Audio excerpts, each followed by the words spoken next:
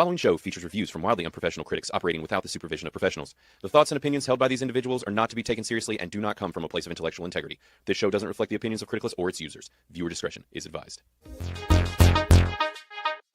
It's time to finally stop the constant flood of filth and propaganda coming out of Hollywood. Fill the airwaves 24/7 with that garbage. We gonna do the same thing. I'm still here, you shit eaters.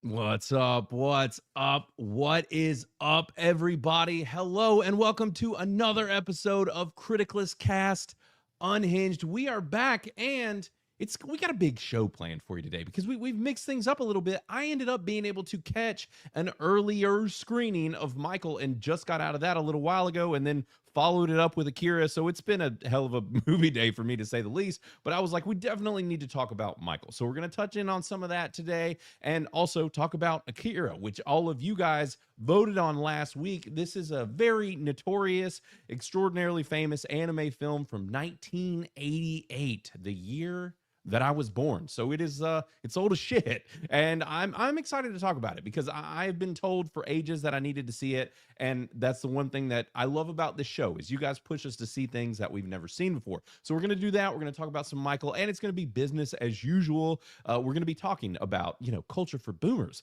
and we're going to be talking about maybe a little news. Not a whole lot is happening, in all honesty, but yeah, no spoilers for Michael, as I've seen some of you already mention in the chat. Do not worry. I will stay completely away from it. Granted, it is about a person's life. So, spoilers kind of probably already out there, but we will definitely talk about it and what's coming up for the rest of the summer too. I kind of want to talk about that a little bit. Before we get to all of that though, I do need to introduce the usual Spud Specs because is Chris here? We got Chris in the house. Is he? No, Chris. Oh, no. Where the hell is Chris? He's not here. I wasn't sure if his camera was on and we could go to the empty chair or not. Matt might have turned his camera I did off. the smart thing and turned the camera off. Yeah, probably don't need that extra stuff running around in here. But yeah, so Chris is not here. He ended up getting busy. It's hard being a Fed. I mean, they They keep him real busy taxing the shit out of everybody. So as the tax man is busy, he won't be here today. But we've got Matt. He's here. You've seen him. Matt Verlack's here. Hey, everybody. Thanks for joining us again.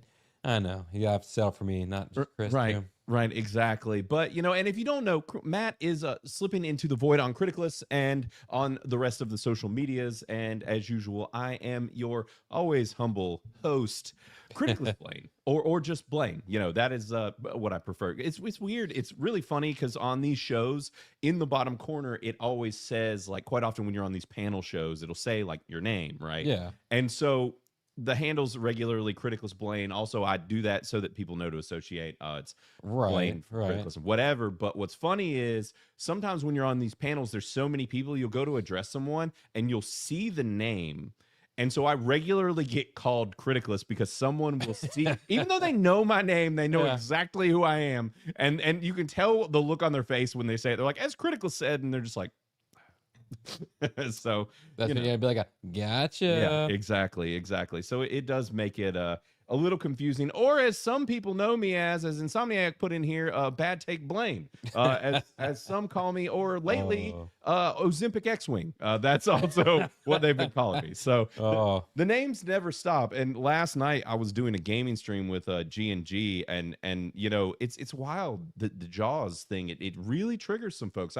There was a lot of people love Jaws. What's funny is, as much as I'm like, obviously I don't love Jaws, I have now earned this like very fond connection with the film. Yeah. Because of everything that's happening. Like I kind of like love it in a way because of the meme. Like I'm telling you, I think you should yeah. get the Lego set and build it and like, Right. put it behind you up here, because then it would just be kind of funny thing to have back there. Right. I think I should. Yeah, because I need to just continue to add to the lore, but it is weird. I've learned to appreciate it even more. So And I still love the idea of like one of the next Criticless shirts being like Jaws. Oh, yeah. themed, to really also continue to lean into it. yeah, I was actually debating on one of our artists, Octavio Sosa, I think is how you pronounce it. He's I actually met him, and good dude. He did our shirts that have the crow and stuff on it.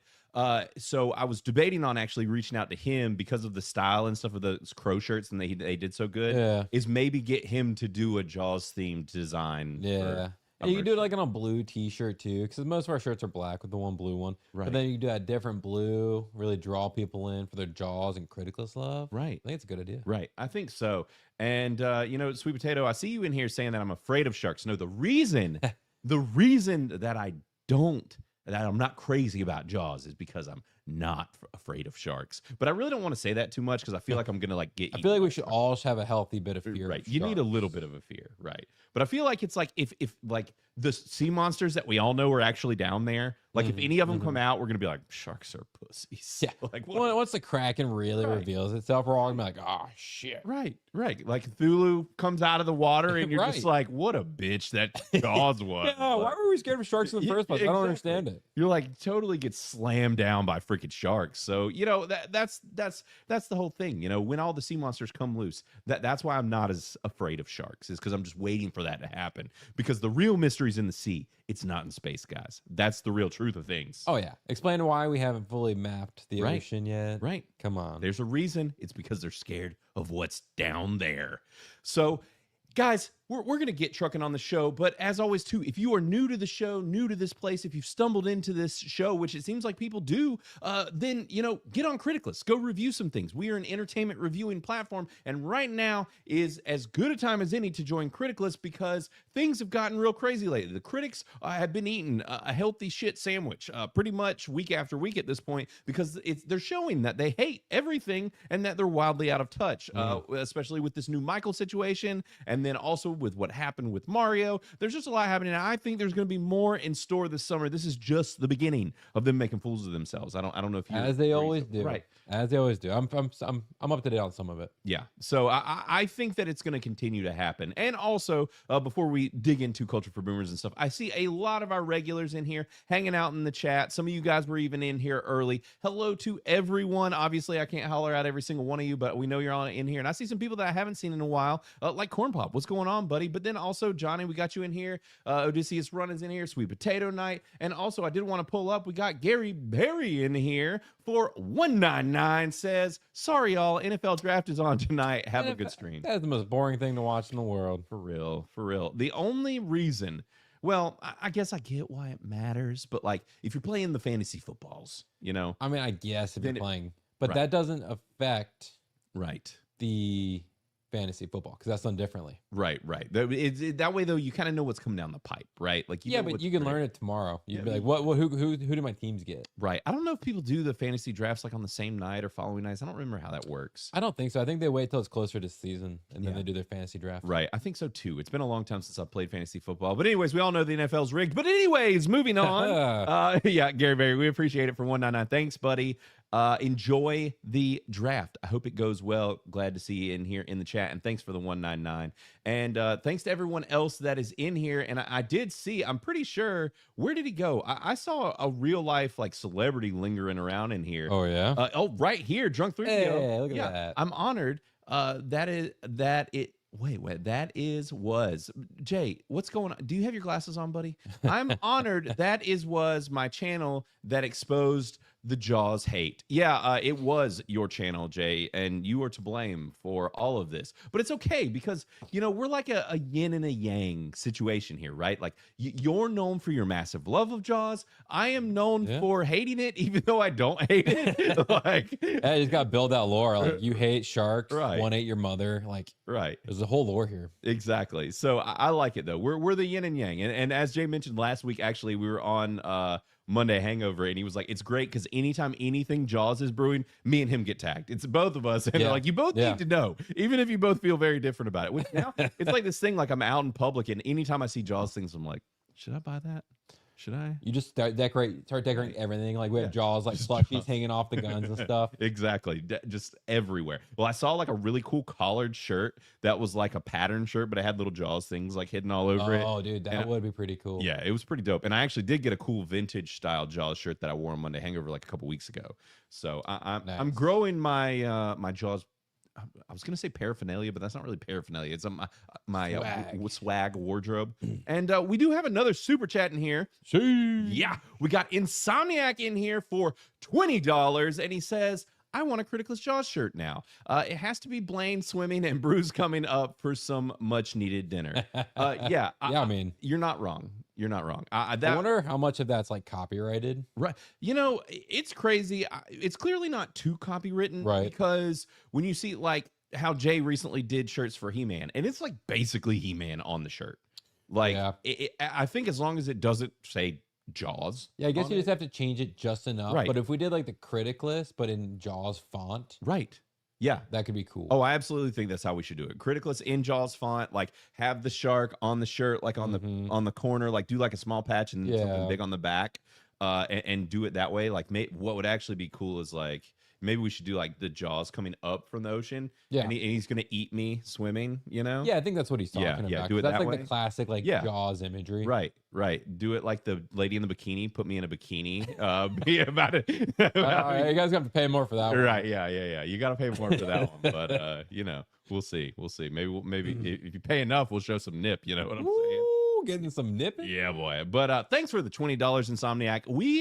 We will brew on that. I'll see what I can do. You know, who knows? We've got a meetup actually coming. Speaking of Jay, we do have a local meetup happening next month. So we will give more details as that happens. But anybody that is local, that will be brewing. There's a Carowinds meetup, and then afterwards, like a dinner hangout kind of deal. Yeah. And it's actually the week after there's a G&G Savannah meetup as well. And so they're meeting up over busy. They're gonna be really busy. Exactly. So there's going to be a lot happening coming up soon. So hopefully we'll be seeing more of you guys around, especially if you're East Coast. And then we have the Life on Marshmallows here with a gifted 5 Criticless Cast memberships. Thanks, buddy. Life. Yeah, much appreciated. And as I said, we really do need a Life on Marshmallows like a little bumper at this point. We really do. Where it's like anytime Life gives some memberships, it's just like, I don't even know. Right. Us roasting a marshmallow or fire or something. I don't know. That Park Place does some fun, weird little wacky AI ones. So yeah. We do something like that. But and we do have Drunk in here. He did say, so he said, I will also buy a Jaws shirt. So there we go. We've already sold 2. We've sold 2. And I have a strong feeling we'll sell more than that, to be completely honest. People love the meme. And Mark Andre as well says $1.99 for the Jaws Criticless shirt fund. See? Bro. There we go. Here we go. I mean, hey, listen, if I could get those made potentially before like one of these meetups, that would be pretty sick, even if it's like a small run, and then we maybe do a bigger run later or something. Yeah. You know? But it could be really cool. And then one last one I wanted to pull up here really quick. Horror Host for $2 says, do you know which version of Akira you watched? I have no idea. Whichever one's on Crunchyroll. I was about to say whichever the subbed version on Crunchyroll. Yep. And thanks for the $2. But yeah, if that answers your question, I don't know what that means. But yeah, we watched that one. The dubbed one on. Okay, so you watched the dubbed. Yes, I did. I should have watched the dubbed. Watching the subbed affected my opinion. Did it? A little bit, yeah. Yeah, that's what I struggle with. I struggle with it. I normally don't struggle, and there was something about Akira. It's older. Dubbed. Or not subbed. That I struggled with a bit. And we'll talk about that. Yeah. We'll definitely get into it when we review the movie. But before we do that, we got plenty of other things to get to here. Like I said, we're going to talk about Michael because I have seen it and I can give y'all's opinions and y'all my opinions. And we will dig into more of like the hubbub behind all of Michael and the critic hate and all of that. But before that, it's time for Culture for Boomers.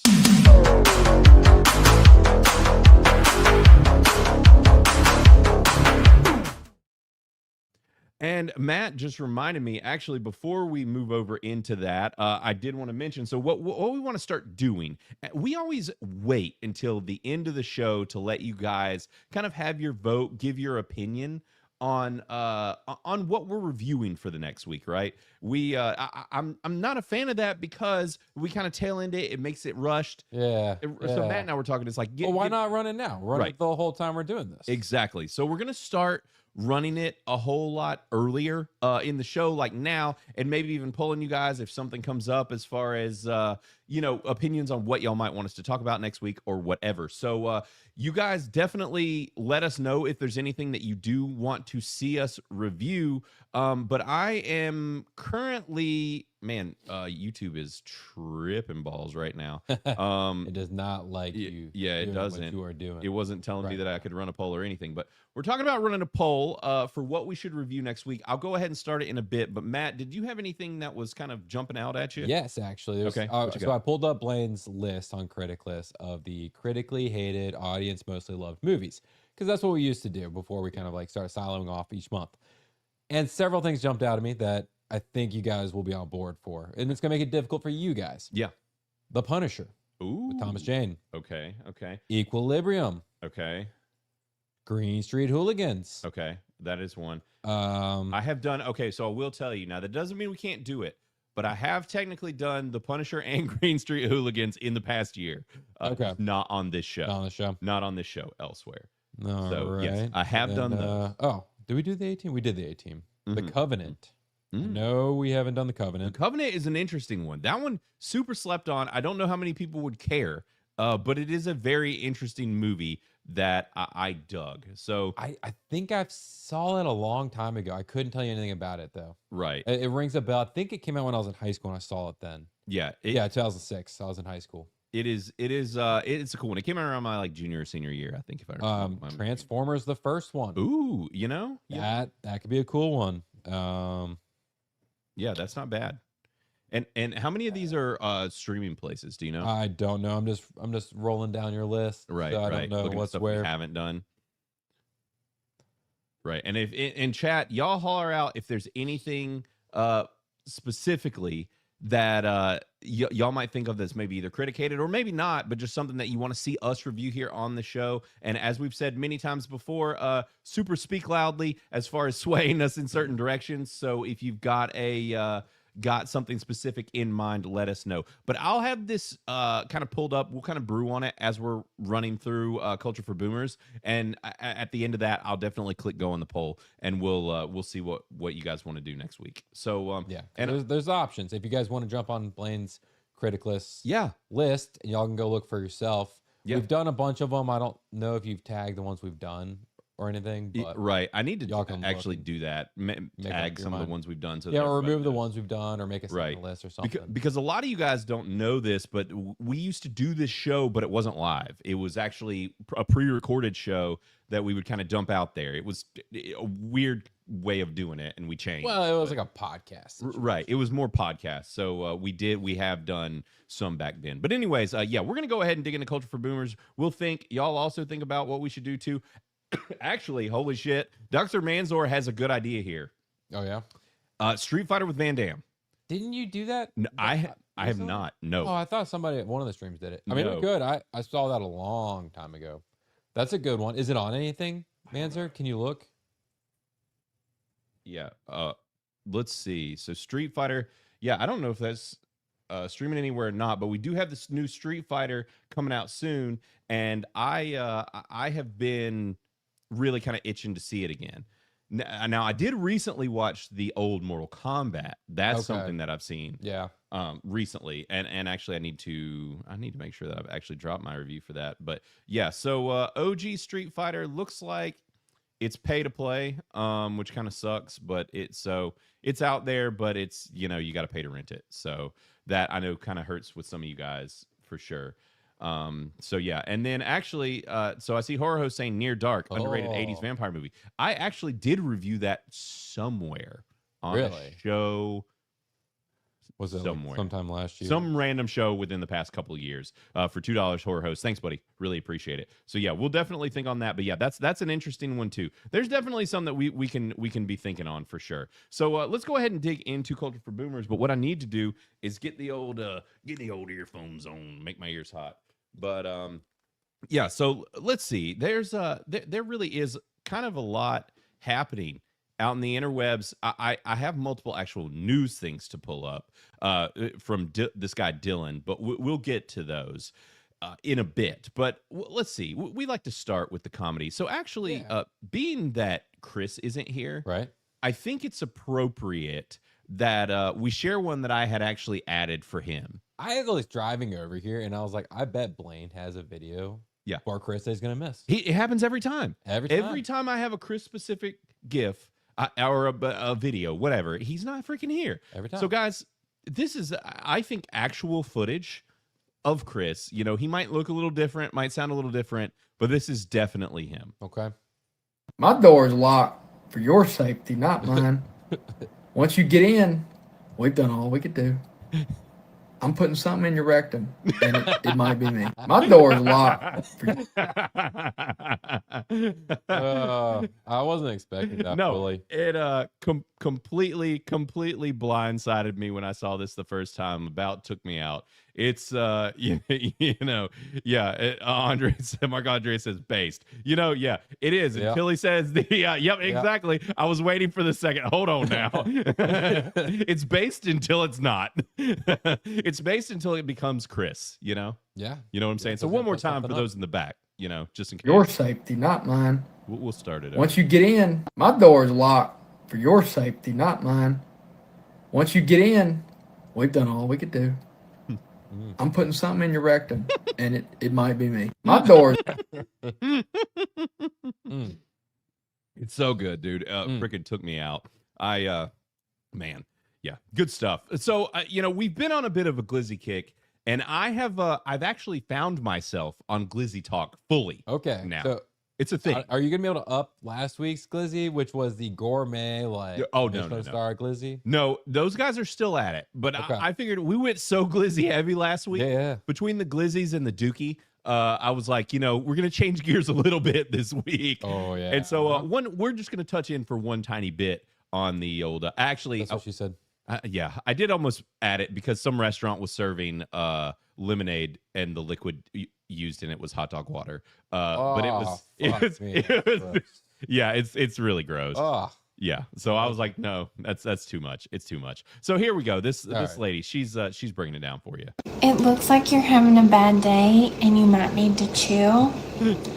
I'm chilling out your aura with the chili dog. It's for when times get tough, dog, and you need to chill. Yeah, you feel that? I think it's working. It looks like you're having a bad day. Our woo sign, she just gave you a chili dog. We're all, if there's anything that makes your day good, it's chili glizzy. I mean, a chili glizzy being blessed. Right. Have a good night, everybody. Right, you've been blessed with a glizzy, and we really need to add a glizzy of emoji in the chat. Yeah. Like we got to. Yeah. I feel at this point we got to do something. Yeah. I don't know what, but yeah. Right. And Corn Pop made up a really good point here. And I want to ask chat how you guys feel about this. Cause I'm right here with him, with Corn Pop, because dude, there is a complaint here. And if you look at this lady's glizzy, look at that cheese right there. It's just, she's raw dogging that cheese. Yeah, it's cold sprinkled cheese. on. What's wrong with the cold cheese? There's nothing wrong with cold cheese. Cold cheese? There's nothing. You need to melt your cheese. It doesn't have to be melted. There's nothing wrong with it being cold. It's just fresh that way. It's not like baked or anything. It's just sprinkled on. You go ahead and eat it. It tastes the same. It doesn't like melt. It doesn't like pull, but yeah, it's still good. You need the cheese pull. You need I don't know, bro. And so here's the thing too. With there's a method to the madness when you're making a glizzy. You know what I'm saying? She's got chili, onions, cheese. You gotta have chili, cheese, onions. I can agree with that level being wrong. Okay. Because cheese should be attached to something hot. I don't think it has to be melted is what I'm saying. Okay. I don't think it has to be fully melted. Take a blowtorch and melt that shit down. Which now say it should be attached to something warm. I agree. And also the other thing here is, so it's interesting. It depends on where you get them from. I have been a bit of a, I don't know what the right term is, but I do God's work when it comes to talking about Cookout, the restaurant. Yeah. You know, Oh, and we yeah. talk about it on the show because Matt's a fan. Yeah, it's I'm a good fan. when you're drunk. Yeah, right. It's good all the time, Matt. All the time. Well, it hits differently when you're drunk. Now I agree. If you hit it in the middle of the day, you're just like, Right. I should be drunk. I mean, how often are you not like, today might be better if I was drunk, you know? Like, Well, true. you know, True. but what I was going to say, the interesting thing about the chili cheese dogs at Cookout, Yeah. they use a liquid melted cheddar, Okay. like a cheese whiz almost. Yeah. for their Put- chili Give me dogs. some liquid cheese And, love. and it comes out looking exactly the same. I can guarantee you. And if you follow that cheese up with a milkshake, you better be getting home quick. Because it's coming out the way it went in. Exactly. And it is a laxative, buddy. It's going to run right through you. I don't think that's a just me thing. If you're eating that cheese in a milkshake, you're shitting. Like, it's guaranteed. So, I mean, it happens to my son, too. He got one the other day. Well, he probably got it from you. Oh, yeah, he probably did. We were like 5 minutes from the house, and he's like, we need to hurry. I was like, yeah, I know. I warned you, buddy. That's a bad combo. You can't mix those. And I did want to pull it up really quick. If he's still in the chat here, is Bob Loves Movies for $30. Really appreciate it, Bob. Wow. You are the freaking man. For 30 said, heading out to see Michael. Hope you guys have a great show. Take it easy, buddy. We'll see you, and glad you hopped in here for a few minutes, and we'll catch you on the rewatch. But thanks a bunch for that. And let's see here. So moving on from the glizzies. Now that you've been blessed. Yes, you have been all thoroughly blessed with the glizzies. And I just wanted to know, everybody in the chat, for all of you who are married or have a lady in your life, I need to know if this happens to you guys, because it happens to me nearly daily, and it ends up with me screaming profanities violently. Okay. For all of you guys with just a lovely short wife, this doesn't happen to Matt. He doesn't I have was a about short to wife. say high requirement out. Yeah. There is a height requirement on this. For all of you guys that have a short wife, short girlfriend, does this happen to you?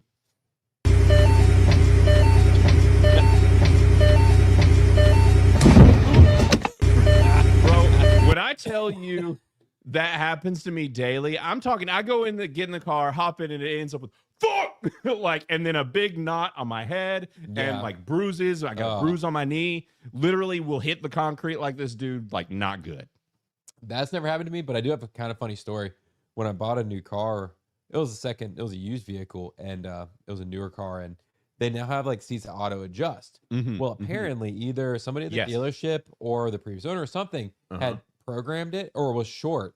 And so I got in and started the car, and it just started like trying to like, it tried to crush me. Yeah. And I was like, what the fuck? Yeah. And I didn't know where the controls were because it was new. And I was like, oh shit. How do I turn it off? What do I do? I just opened the door and like stepped out because I was just like, I literally don't know when this is gonna stop, and I'm too big as a 6'2" guy to be crushed in a car. Right. On something stupid like that. Right. Oh, it's a terrible plan. It needs to, like, at the very least, with how high tech these cars are. I mean, our car has freaking seat massagers in the freaking seat. If you can have that, then you can at least put, like, maybe, I don't know, like a weight sensor, so that you're like, oh, all right, this is a fat ass that's hitting the little lady. Like, we need to fix the seat. Like, we can't crush this individual, because the seats are strong, and all of a sudden you're just like, and you're like eating the freaking steering wheel. And I honestly miss the days of where our seats didn't move on their own, because sometimes my car has that smart ability, and it recognizes different drivers, and sometimes it doesn't recognize me. Yeah. And then it won't move, or it will adjust somebody to a different setting. I'm like, God, they say they're smart. It's so silly. They're really not that smart. I missed our seats just not moving. It was just how I said it. And I'd get in my car every single day and be like, this is exactly where I want it. No questions asked. Yeah, it is supposed to know the driver, but ours doesn't ever work quite right either. So, yeah, I agree. And of course, my wife hops in and tries to insult my intelligence.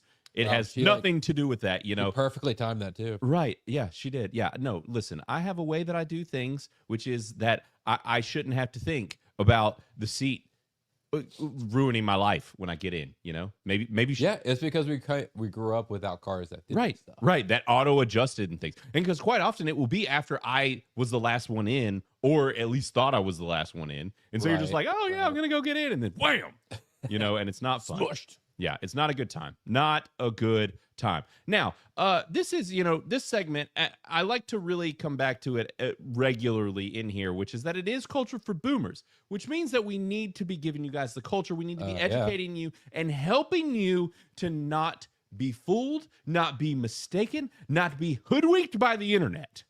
That's the goal. And so I'm here to show you a little piece of news. Now, I've shouted out this account many times. His account is massive. He does good work. This is Dylan Page. He covers all sorts of things. And this is wild here. This is about a MAGA influencer. And if you guys have been following this lady or giving this lady money, shame on you. Also, there is a strong chance that some of you guys have been doing this. And, just go ahead and admit it in the chat if you have. A MAGA influencer named Emily Hart, she's been going pretty viral recently, posting about guns, Christianity, and Trump. She wrote captions like, if you want a reason to unfollow, Jesus is king, abortion is murder, and all illegals must be deported. And she was even making thousands of dollars by selling her pictures online. Problem is, turns out she is a he. Yeah, Emily Hart entirely. Welcome to the modern internet, folks. Oh, yeah. This is why you can't and shouldn't be giving money to people on the internet, except us. No, we're very trustworthy. Well, the thing is, that is the thing that makes stuff like this matter, because it's like, if this is real, you're interacting with your audiences. What's crazy though is that it is becoming a problem where people are even using like overlays and all this crazy shit. Speaking of that, did you hear about there's like an Asian influencer, and she uses a beauty filter. Yeah, completely changes like her face. Right. And she was just very plain looking, and her filter like glitched in the middle of her making a video, and she instantly lost like 40,000 people because it was wildly different looking. Yep. And I was like, yep, this is why you shouldn't be trusted, because those people are obvious too. I mean, this girl doesn't look, or dude, looks like it was a pretty good job of faking people, but yeah. What can you trust these days, people? Right. AI generated by a man that is living in India trying to make enough money so that he can pay for his own medical school fees. There is so much in that. I mean, firstly, it just shows that the current political situation in the US is so sensitive that Emily's own creator said in an interview with Wired that Gemini actually recommended him to target conservative audiences, particularly older men in the US, because they have a higher disposable income and they are more loyal. And secondly, it shows just how AI has become a plague for some and a lifesaver for others. Because, on the one hand, you're someone that's just got scammed by someone targeting your political beliefs. Yeah. But on the other, you're someone that's just made enough money to put yourself through medical school. So the 22-year-old said, if you were being a little gay and didn't know it, like if you didn't know it, how gay is it? Well, and it's not like, as Beardo says, I didn't know it was gay, But also the question is, like, is she actually like this? Is this person actually talking back to people? Right. Or is it just posting and they're like, oh, look at this hot chick with like what I think is my beliefs? Right. I guess that's the question I have. Right. Which, and the interesting thing he says here, or did he already say it, where he literally researched it and it told him to go after the specific demographic, which is wild. Yep. So, yeah, and I like VJ the Vigilant says, here's some money for my AI homies. Let's go. Yeah, that's interesting thing. That's right. Let's go. There's going to have to be some thanks for the 199, buddy. But there's going to have to be some programs and things in place to spot these fake accounts. Well, I mean, they're starting to do that. I know like X has like a AI tag for stuff, which I think is hilarious because it tags like the post I make as AI, and I'm like, I'm pretty sure I'm not AI, and I don't really use AI. It happened to me the other day. I figured out why it does it. It's because if you use a lot of these current softwares that have like a background remover or something, you're not physically removing the background off of an image, so it instantly considers that AI because AI technically used its ability to alter a photo. Okay, so I guess that makes sense. It's like it's right, but it's like kind of not. So it's like, it's like this isn't totally fake. It's just I used AI to technically as a tool to help me edit a photo or whatever. So it is a weird situation. But yeah, so if you were following this foxy lady, just know that it was an Indian dude paying for his medical degree. So yeah, there you go. You've been hoodwinked. Yeesh. But yeah, not great. India, even in professional jobs like, I'm assuming, doctors and lawyers, you can't make this amount of money. That's crazy. So yeah, he made insane amounts of money doing that. Now we're going to pivot off of it. I have a little bit more happening in the current news space here, but just know if you have been following this individual or certain others, there are ways to go about it and check and question. Watching lives and things definitely help because a lot of these things are harder to fake. Yeah. But with a lot of the rising AI software, even doing lives, I don't know if they're starting to make ways where they can do that with filters in a similar way or function of like a lot of these these avatar people, but it's essentially an overlay. Yeah. So like you said, an editor. The filters and stuff. It's just crazy. Right. So, yeah. And as Jason said, hot AI. Hey, listen, like I said, it's how gay is it if you don't know? It's still gay, guys. Sorry to tell you this, but it is. But Okay. Maybe not quite as gay. Now, this guy's an idiot, and I want you to see it. Maybe. Today I'm shin maxing. What's worse, Oh. trailer hitch or razor scooter? Shin maxing, by the way, because like we said, everything is maxing these days. Well, he's just saying that now because he goes way back. This Yeah, guy he has will been. not be able to walk in Yeah. the near future. Yeah, he's destroying his shins. But you're welcome. This is painful to watch. Oh, God. only one way to find out. Oh boy.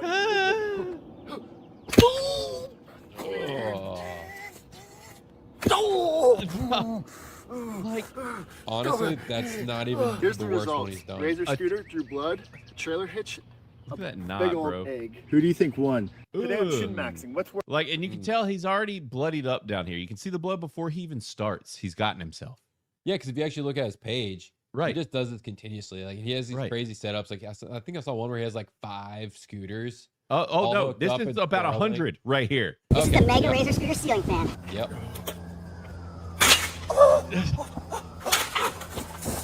I just listen. I know This is we the all Mega got Razor fun Scooter ceiling fan. but like, This all started with the Pain Olympics. right? Yeah, it And kind of. here we are now. Right. Oh my God, he's got a chick with no arms on here. What's he out here? Is he injuring women with no arms? She's gonna be playing for the Pirates this year.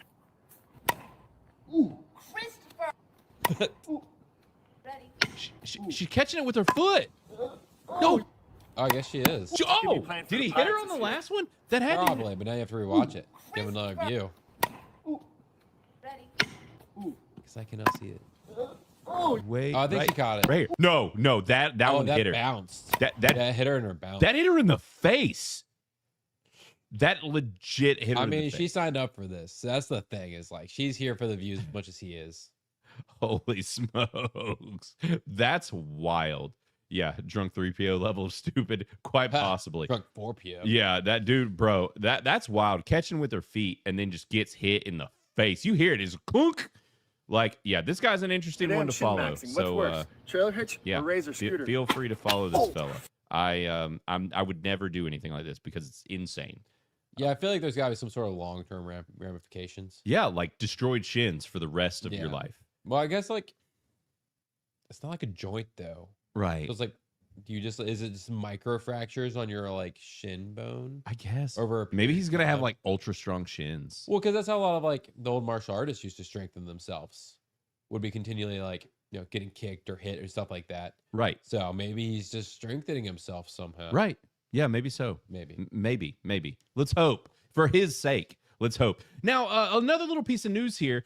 This is maybe why you shouldn't be a bullfighter. I'd always wondered if this happens, and apparently it does. A Spanish bullfighter has succumbed to one of the worst sports injuries imaginable. While fighting 4 bulls at once, the man known as the King of Bullfighters dropped his cape and accidentally left himself exposed. The My man got lifted off the ground. Oh, he's about to have a new title. He's no longer the king. No, bro, with a whole horn penetrating his bunghole. his cape and accidentally left himself exposed. The crowd watched the incident unfold in stunned silence, which the bullfighter later described as the most painful experience of his life. After being rushed to hospital, he faced hours of surgery to repair a 4-inch tear of the rectum. And despite struggling to eat or even sleep because of the pain, I'm happy to inform you that he has posted a video from the hospital after surgery where he said that he is slowly getting better. Yeah. I like Mark Andre says, yeah, I'm gonna rip him a new asshole. This is to a whole new level. Exactly. Yeah. And the first comment here is that's got to be a real pain in the ass. Spanish bullfights. So, yeah. Holy smokes. Hey, the Bulls got their justice for once. I'm honestly surprised that this doesn't happen a lot more often. Well, so the thing is with bullfights is they wear the bulls down a whole lot normally, so that they're normally kind of like more tired and more like not as agile. Right. Yeah. So I think he was just being cocky. Yeah. And the fact that he lost four his bulls cape and stuff. Yeah. I mean, it's bound to happen eventually. I mean, yeah, there's a reason this was an entertaining sport for a long time, is that those bulls couldn't be very brutal. Right. I like Eldritch here. It's like the bull was like worth it. Absolutely worth it. He went down swinging. I hope he like gets to be put out the pasture, not like killed, but like gets to actually go hang out in the pasture for the rest of his life. Right. He needs to be like renamed the sodomizer. Like it's just like, this is the bull that's gonna like ram your butt. You know, you don't want him. Speaking of butt issues, this guy right here creates a butt issue. Any rice or beans? No rice. Let me get that wet stuff. Let me get some beans, but try not to get any beans. Try to get more of the bean water. That's too much bean. I just need the bean water. Yeah, a little. I hope someone in chat does this. If you do, film it, send it to us. We will share it. The dude's face behind the counter the whole time this is happening is so great. A little more. Yeah, same with this one. Just some bean water. Yeah. Let me just get some queso. Let me get that red sauce. I'm gonna pause it. Yeah, his face. He's probably just like, how am I gonna fold this? Oh, listen, you know, this isn't a bad idea, right? You get real constipated. This is maybe what you do. Maybe this is the solution. Just a sopping wet burrito. What do you think? Oh, that sounds gross. Yeah, but it might be gross. I mean, it's not worth it though. It's not worth it? I don't think that's worth it. I don't know.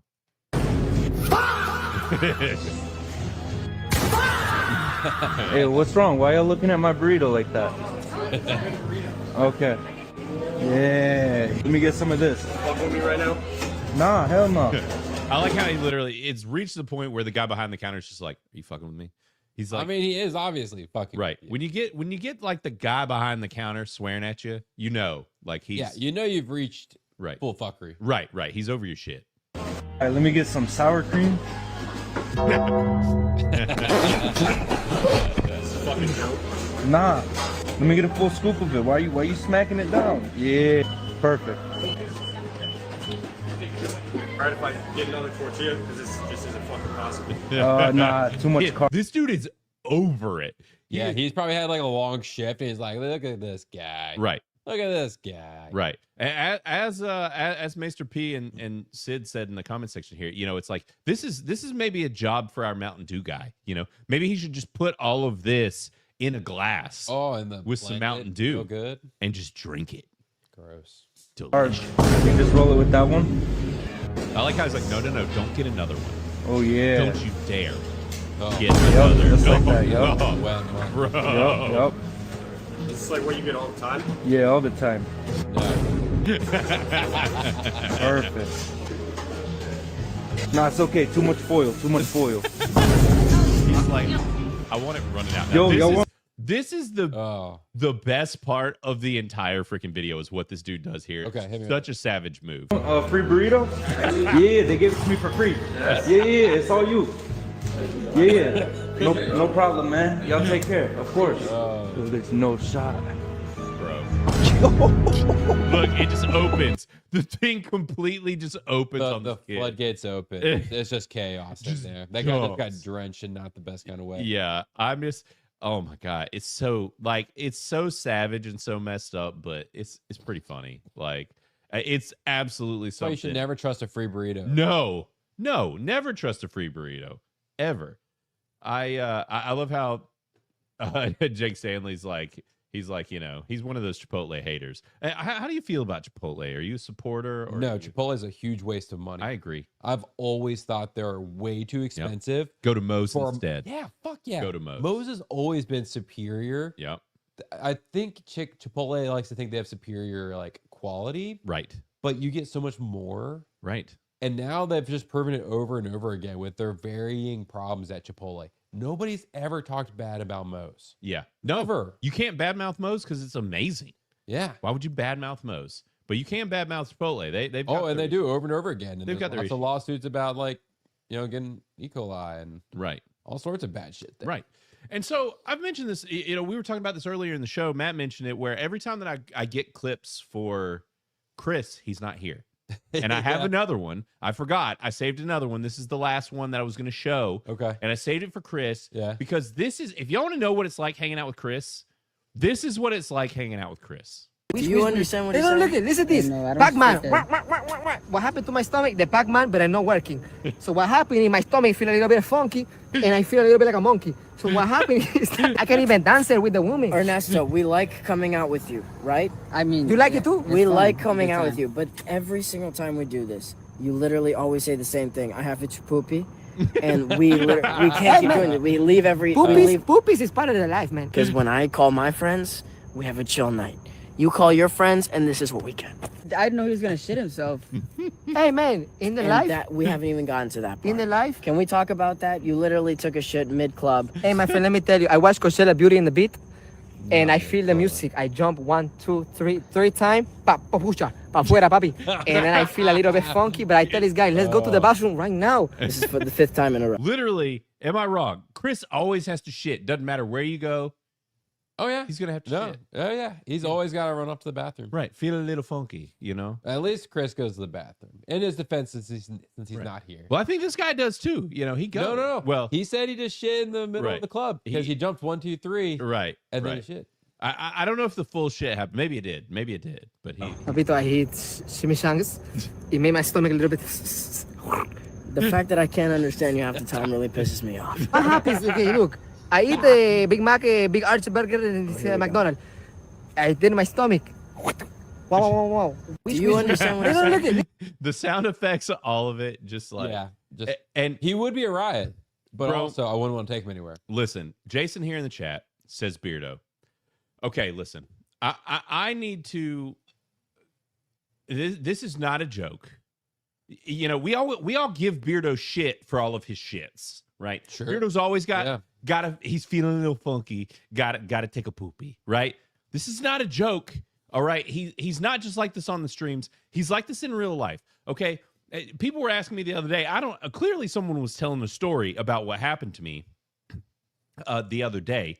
When I was in Florida with Beardo and with Tommy from Geeks Gamers, we were all together and my car got towed. Now they told the story. I don't know if they told the story about Beardo's tummy feeling a little funky because we were literally in the absolute ghetto where they took my car. All right. Really? My car gets towed. I'm at Jeremy Griggs' place, his rental place. I'm parked. Everybody's like, oh, the car will be fine. Nothing's going to happen. My car gets towed. My car's gone. I thought it was a joke. Yeah. No car anymore. My car's gone, right? So then we're like, we got to go get the car. We go. They tell us where the car is. It's in the freaking ghetto. Like, you're going to get... Well, of course. You're going to get straight... Right. It's always in the freaking ghetto. So we go to the ghetto. Tommy's driving. Beardo's with me. We go there. Beardo's acting weird the whole damn time. He's acting so strange while we're driving there. Yeah. We pull up and park, and he's like, wait, nobody's here? Nobody's here? We can't, like... I wonder if they have a bathroom. And I'm just like, son of a bitch. It's literally like 10 o'clock at night or later. There's like no one there. And he's like, they got to have a bathroom. I'm like, Beardo, even if they have a bathroom, if you ask them to use their bathroom, they're going to tell you to kick rocks because that's what they do. Yeah. So Beardo's freaking out. And I'm like, I wasn't sure how bad it was. So I get out of the car. The guy comes out. I go to talk to him. Beardo follows me. He's like quick walking behind me up to the dude. And before I can even talk to him, he's like, hey, you got a bathroom? And the guy's like, you can just like go take a leak on the tree over there. Like, no. He's like, oh, no, that's not the case. Yeah. He's like, you can't go here. And the guy's like, and Beardo's like, no. He's like, Beardo literally said, I got a poopy. Not joking. Literally Beardo's words. No. Literally Beardo's words. Bro. He's like, I got a poopy. And I'm like, God dang it, Beardo. So I'm like, I look at him like, how bad is it? Like, how bad you got to go, bro? And he's like, I got to go. So he's like, I can't go here. And the guy's like, no, you can't go here. Beardo's like, I'm sorry, bro. We got to leave you. They leave my ass in the ghetto with this dude at the freaking tow place to go let Beardo go take a shit. Like, and it wasn't Why did close. Beardo even come along? Yeah, dude, listen, I did not know. He was straight up, I guess he was prairie dogging or freaking about to like liquid dump himself. They freaking leave, come back. I think I'm going to get, shot or stabbed or something. It's dark. Like, they hardly have any lights at this place. And then, so I'm on edge. I'm walking into the back and to go get my car. After that, they make me pay them in cash. I'm walking to the back. Of course, make you pay in cash. And of course, they don't have change either. So they get to keep an extra $5 for the whole scenario. All right, let's only 5. Yeah, it could have been more. It could have been worse. We're freaking walking to the back, and all of a sudden, I just hear boom, and I'm like, freaking out. Yeah. Look over.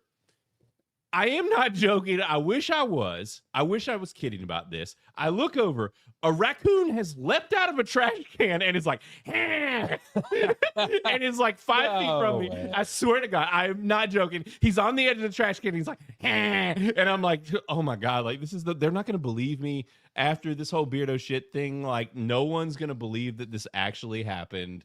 But it did. Yeah, they're gonna be like, nah, none of that happened. We dropped you off. You drove home. No, nothing else happened. Yeah, exactly. It was absolutely ridiculous. So to give more credence to the whole thing of Beardo, when Beardo, like the whole Beardo taking dumps and all of this, like, it is not a meme. It is not just a joke. It is one of the memes that is actually true.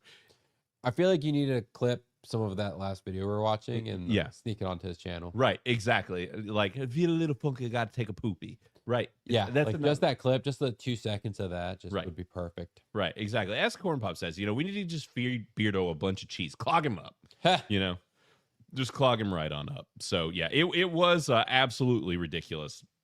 And yes, Life on Marshmallows, that is not a joke. Beardo did, from what I gather from Tommy, literally the car was still moving and Beardo was like running out of the car to go freaking shit himself. He should probably go see a doctor. He probably should. Which, as we said, comparative to Chris, we told Chris he should go see he should go see a doctor, which Chris quit eating salads, quit crapping himself apparently. So yeah, it's funny how that works. Amazing how the one thing that seems to mess up your stomach when you quit eating it, it doesn't mess up your stomach anymore. But guys, I think that honestly, that's pretty much been it for your culture for boomers today. There were a few more things brewing, but we're going to truck on into some some other things outside of that. And I know some folks want to know about Michael and the different things. So that's been it for culture for boomers.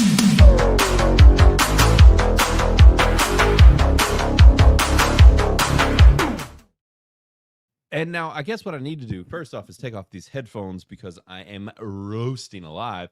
But also I guess we're going to call the next segment a news segment technically, but it's also kind of a review segment, It's a little of both. Now I did actually, we'll go ahead and run the news bumper because we'll double whammy it for this segment. So one thing I wanted to pull up, I like to keep on top of the stuff going on over at geeksandgamers.com. If you aren't a regular visitor of the site, you should do that because they have been putting out a lot more articles, definitely keeping on top of things between like Marvin and Bookstore Thor, Trevor, and some of these guys. They're putting out a lot of articles, doing a really good job. So what I wanted to do here is pull up an article. I don't know if they talked about this on Daily or anything today, but I did find it interesting. And it is that, I guess we can make this a hair. Whoa, not that. Maybe this. Who knows? But apparently, Gina Carano has confirmed a conversation with Dave Filoni and Jon Favreau. So the question is Cara Dune coming back to Star Wars? So it's too late. I mean, they're finished The Mandalorian. Unless she's making a surprise appearance in the movie that comes out in like 2 weeks or 3 weeks, whatever it is. Like, right. I don't want a show about her necessarily. She wasn't that interesting of a character. Right. So I'm just curious, I loved her character. I actually thought she was one of the better things in the show. I just don't think a whole show would be interesting. I'm not or a saying she movie. needs a show. I'm not saying she needs a show Yeah. or a movie. That's not what I'm saying. Now, we don't know what's happening with Mando, but with the bigger Star Wars world, there's always room to bring characters back. Like, Yeah, it's more sure. so that, depending on what's headed forward, Ahsoka's going on. Like, there are other things going on with where all of these things fit in the universe. Now, I don't know. That's the other thing, is the timeline stuff's kind of gotten confusing because Yeah, I've totally forgotten what the timeline Yeah, is, I don't 'cause I'm even- just disinterested more or less in like Star Wars nowadays. r- So I'm like, yeah. I can't remember the timeline. I used to be like, yeah, I could tell you when this is going on, that, but Right. it's been so far few in between that I cared. And I think that's the thing, is that, like, with her, her character wasn't like necessarily insanely deep, but I think it was easily one of, or at least didn't have the full lore built up yet. They kicked her off too soon, but it's like there was a lot to mine from that character. She was very neat and was one of the more interesting parts of the show. And for them to take her off, Oh, for especially sure. for like, she's easily also one of the most like legitimately badass female characters in the Star Wars universe currently, and they freaking took her out of it, of course. And so Yeah. we'll see what happens with all of that. And Corn Pop, later, buddy, going to watch Tim Pool instead of us. Shame. But yeah. So I am interested with this. The fact that I think it speaks more to the fact that she is having talks Yeah. with them than anything. I think that Favreau and Filoni having conversations with her speaks more to whether she comes back or not. Honestly, speaks better for the future of where things could be going than anything, because we know that freaking oh god, I've already purged her name. Kennedy? Like, Kathleen Kennedy's bitch ass wasn't going to talk to her. Like, Right. we know that Kathleen Kennedy would not open that door back again. But the fact that we're in a situation now where these guys are opening up conversations with her, hopefully that means that we have more open-mindedness happening in the Star Wars universe. And so that's more so where my excitement is with all of that. And I mean, I would love to see her come back. I liked the character. I thought she was a cool character. But like you said, I don't know that the character needs her own show or anything. Yeah. But to see more of her. And the quote here, it says, I've already had a conversation with Dave Filoni and Jon Favreau. Really lovely. After we settled the lawsuit, we got on a Zoom call. It was really nice. Dave Filoni taking over CEO of Star Wars, and it's like we didn't even miss a beat. And Jon Favreau was really funny. Got on the Zoom, and he was like, so where do we leave off? And we had, wait, what was it? And we hadn't spoke. Oh, I think it was like we hadn't spoke for a while. And he was like, where do we leave off? Yeah. So that's the thing. It sounds like they're being civil, being friendly, Yeah. which is, it speaks more to a different mindset in leadership, which needs to happen. I mean, Oh, yeah. the other thing, I don't know if you saw it and they've been talking about it, was like that, and we all knew that this was likely the case, but it is official that people are saying that literally Kathleen Kennedy and her people were trying to erase the original series. Like that people internally are now coming out and saying like that was the goal. Yeah. Like, was to basically make it to where they wanted people to not care or be interested in any of the original Star Wars stuff. And instead, they just wasted an entire franchise. Right. So a lot of people, though, really don't like Filoni at all. Right. So that's the other thing where this would earn him some goodwill if he worked with her again. Like a lot of you guys in the chat are saying, I don't know that it would actually happen. You know, I mean, they have to put out a good movie. I think yeah. what people really care about is a good product. Right. So we'll see how the Mandalorian movie does. I don't know if that's going to be a really good indicator. Right. Because I don't know how involved Kathleen Kennedy was in that, but she was around for it. So I mean, it was still at least Filoni and Favreau directing, yeah, versus her full involvement. But either way, it's going to take a lot for people to give a shit about the Mandalorian. Like, it's going to have to be really good, like, Well, not just kind of good. Honestly, I haven't seen very much advertising for it. I mean, It's I don't tracking very bad. Yeah. Like, it's not tracking good. So honestly, a situation like this would help put more butts in seats if she had been in it. and they had added her character, but it's way too late at this point. Like, Oh yeah, you well that's know, why I'm surprised, and this why this honestly just feels like a PR thing, right? Where there's like, look, we talked with her. Well, I We're think not putting her in anything, but we talked to her. it sounds like it's not them coming out and talking about it though; it's her, and Sure. she doesn't give a shit about giving them PR. Well, so what? I mean, you say that, well, but also, I mean, she went to court with them. Like, Sure. she doesn't. She's not gonna.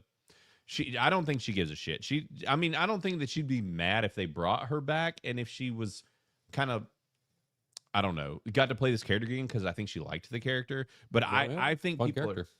I think people are asking her about it because she's doing a lot of press because of the fight. Yeah. Because there's the fight coming up. I don't think it anything more than that. And obviously people are going to ask. So, which as we all know, there's a large chance that that Jay knows, but Jay's not going to say anything. So, Well, yeah, I'd be curious to know what Jay knows and if he has heard word on this. But I doubt that she's coming back at any point.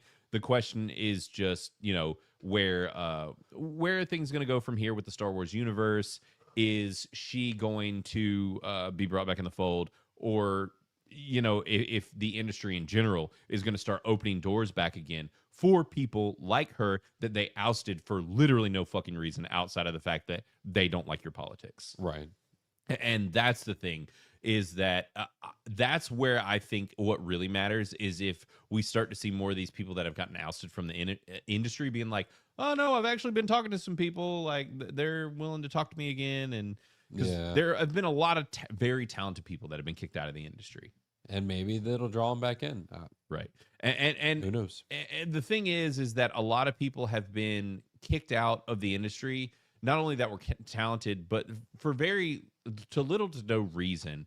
And even for things like with like some of the stuff, he hasn't been fully kicked out, but like even with Zachary Levi, where he just basically was like, hey, look, like I just really like RFK Jr. and I want our health to be better and these certain things. And he comes out and says stuff and is still, dealing with backlash from that, where it's like, it's at the point where if you don't have but one specific opinion, an entire industry just fucking jettisons you from it. Like, it is insane. Yeah. And it's out of control. And so I hope that these people start realizing what a mistake they made and start letting people like Gina work again, opening doors back up for, people like Zachary Levi and other people who have had 9 times out of 10 have had very mild opinions on top of all of that, not even anything super controversial or said anything crazy, and they're getting ousted. It's just, we were in a really bad spot, and I'm hoping that we're seeing a turnaround, and maybe this is kind of the start of that.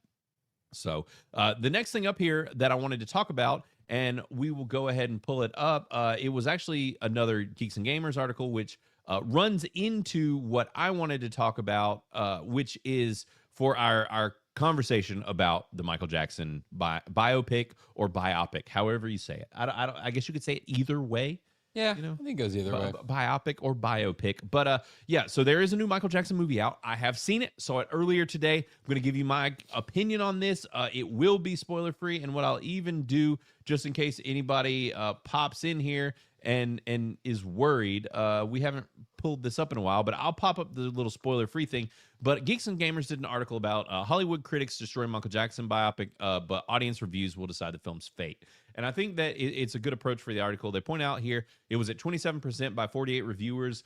The reviewers after this article, it doubled up to like 80 something, like 83%. Yeah. And it had only gone up to like a 33%. So it is staying very low. And he kind of highlights some of the complaints, a filmed playlist in search of a story, frustratingly hollow, a sanitized, state-approved biopic, more tribute than storytelling, all these complaints that are very predictable from the critic crowd. And like I said, I have seen it. I'm about to give you guys the whole rundown, but he compares it to what happened with the Mario movie here, where they got absolutely ratioed, and it's 91% by audience, 42% by critics, and it was very similar. The interesting thing, though, Criticless constantly shows how broken the Rotten Tomatoes scale is, because if you look at the Criticless reviews, even on Mario, we're kind of sort of in the middle. It's around like it's still higher than their low angle, but it's like in the 70-something%, which makes more sense. But that's the thing is that with Rotten Tomatoes, it's on this good or bad scale. Things are either, it's either kind of this thumbs up or thumbs down. And so it's either kind of a blowout in one direction or the other almost all the time. But it sounds like it's going to be a much worse situation with this Michael Jackson movie. Yeah, it doesn't surprise me at all, though. Like, I Right. kind of like figured this would be the case. Right. And so they kind of dig into that, and then they highlight Criticless and kind of what we've got going on here. See the audience score being 76% on this, and actually we're going to have a thing on Geeks and Gamers where this is actually, and all the other sites that are featuring our stuff, which is that it will update and give the current score, or even at the time of writing the article. Cool. Yeah, so it's going to be really neat. So we already had that created, and it's going to be in here. So that's the thing, is that you guys' reviews and your scores on this movie, on Michael, on Mario, on all of these things, when the critics do this, make sure to drop your reviews. Do not forget, because it helps our score be more accurate and makes them look a lot worse, especially when our audience score is the thing where we have more audience members that have reviewed it than they have critics that have reviewed it, and the score is reading more accurate. Yeah. So it helps a lot. But so kind of to give the rundown, and I will let Matt, if you have some questions on this you want to bounce off, and anybody in chat, if you guys have questions as well about this movie, about kind of my opinions on it, anything that I don't touch on, make sure to, feel free to shout it out and ask it, and I will try and answer it. But first off, with this Michael Jackson movie and just biopics in general, I don't typically like this kind of movie.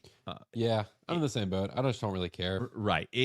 It's fine. Like, I'm not typically going to be the one to rush out and see it. Now, I usually like, it depends on what it's about, or who it's about, I guess is the better way to put it, as to how much I will like it.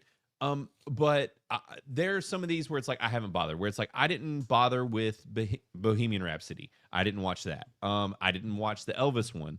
Now, I did watch the one, they did one, but it was about Priscilla, the woman who Elvis was married to and everything. Yeah. And that one was an interesting one. And I think that is what the critics are wanting, is something more like Priscilla, which is, the thing is after watching Priscilla, I left it and I was like, fuck Elvis. Like, and that's the thing where it's like, I don't want to watch this and be like, man, fuck Michael Jackson. That dude sucks. Yeah, because like, the thing is, these guys are icons. Right. And there's not a real reason to like be like 30, 40, 50 years later being like, oh, fuck these icons. Right. Well, and the thing is with biopics quite often is, now they can shine light on flaws and different things to a degree, but you're kind of stuck in a hard spot, because when you make a biopic, unless it is not about someone who's necessarily like beloved, right? Because that's usually the case. But like a fringe example, Oppenheimer. That's considered a biopic, right? But sure, it's different than this, and he's not someone that everyone knew and was like, he's the guy, Yeah. Like, yes, he was the guy that created the atom bomb, but like he doesn't have this passionate following or whatever outside of probably like the scientific community. Sure. So something like that's a little different, where you can handle the film differently. And I will say, I love Oppenheimer. I think it is a phenomenal film. I actually own it on 4K Blu-ray. Like, I think it is really good. Now, I see someone shouting out another one. Since Corner brought up a Better Man. That one got trashed because people, well, that's the thing. Most of the people that saw it actually said it was very good. Yeah, but just nobody knows who he is in the U.S. Exactly. And I don't like Robbie Williams' music. So I had to really think really hard. I was like, oh, it's the monkey one. Right. And so the thing is that was the other thing with that movie, was he wanted to make a more interesting one, so he made the character an ape. Weird approach, I guess. It was the whole monkey in the cage, I think. No, it was a full like monkey wearing clothes. But I think that was the whole thing, was that he was supposed to feel like he's a monkey in a cage, or like performer, or like a dancing monkey. I guess I have no freaking idea. I haven't seen it. But I have heard good things. I think it has a decent-ish review on Criticless, but not many people saw it. Yeah. But I don't watch a lot of movies like this, I guess is what I'm getting at. I'm quite often not super crazy about them. And they can quite often be kind of superficial. So the question, though, is, like, is this a good one of those? Because I think that you do kind of have to judge these specifically, right? Because, like, you're either one of these that's made for the fans, or you're one of these who be edgy and you're going to shit on the person that you're making it about. Yeah, and talk about an automatic like failure for like either Elvis or Michael Jackson. Like, these are icons.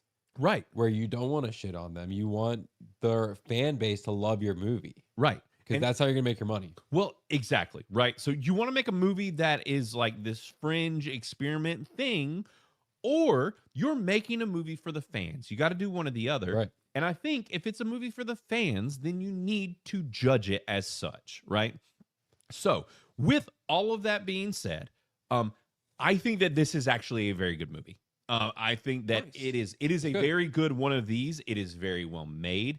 It looks fantastic. The other big thing with this film, if you did not know, is that Jafar Jackson, an actual Jackson who is his nephew, is playing the role of Michael. Oh, that's quite it. Yes. It is honestly probably the coolest part of this movie is just the fact that his nephew is playing him. Actually, you know what I'll do? I'll pull up the Criticless article, or not article, but page instead of this.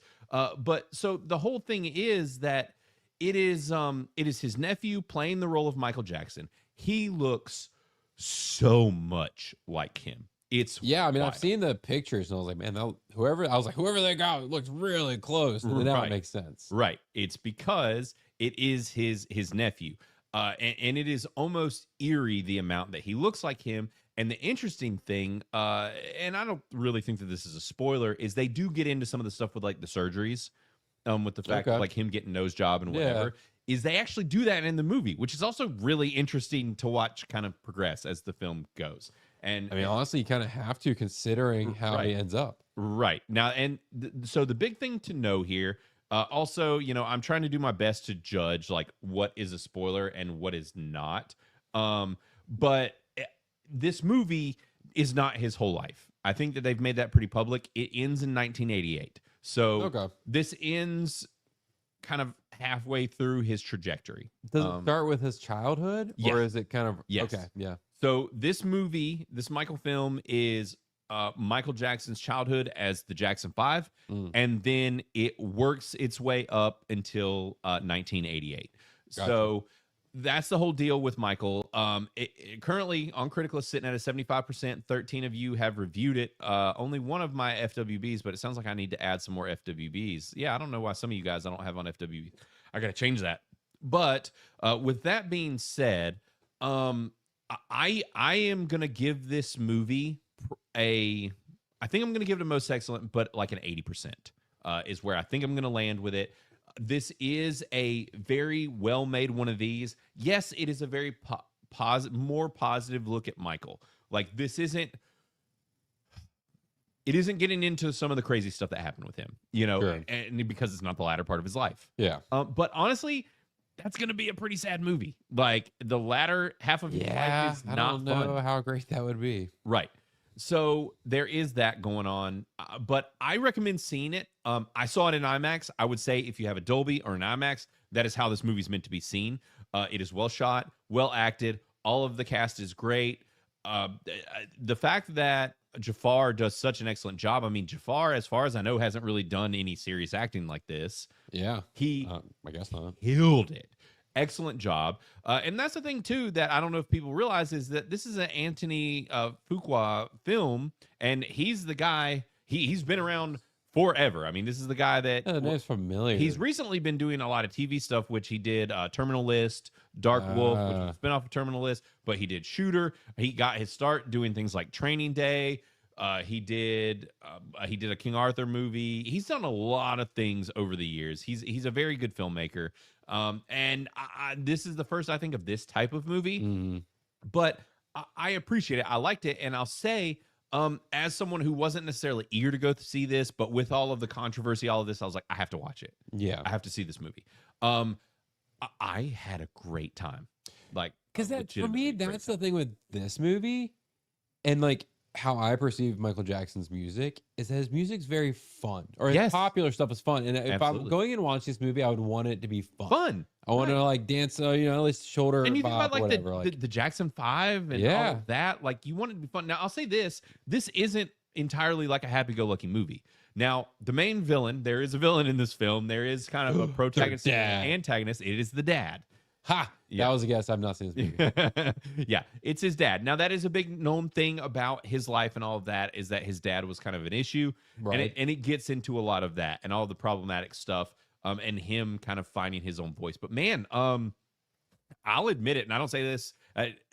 This doesn't happen often. I legit cried in this movie. Now, the interesting thing is, it wasn't at anything that they wanted me to cry during. It was literally just like nostalgia. I got hit in the face with nostalgia that I was not expecting. Like, you forget. Okay, so we're in our 30s. Yeah. Like, you know, when growing up, Michael Jackson was a big deal. Like, really big deal. Oh yeah, it was huge. And this movie really does hit on what a big deal Michael Jackson was. And if you are in your, I'd say, I don't know if late 20s as much, pretty much like 30s and up, then you likely had a pretty heavy exposure to Michael Jackson. You were around for a lot of it. I was a big Michael Jackson fan, so there was a lot of Michael Jackson in my household. And it was just, which she loved him. Like, sure. And that was the thing is, if also, if you're a millennial and you have a boomer parent who grew up with the Jackson 5, like age-wise too, you know, it's like they were coming up with these guys. And so that was the thing. Like, my mom remembers like getting the first Jackson 5 album for Christmas, right? Like, it was a gift from her brother. It was a big deal. And so I remember having Michael Jackson records around in the house, things like that. It's hard to, there has never been, and I don't know that there will ever be another Michael Jackson, period. Like, I can't think of anything. I don't think it'll be exactly the same, but I could see, I mean, Justin Bieber.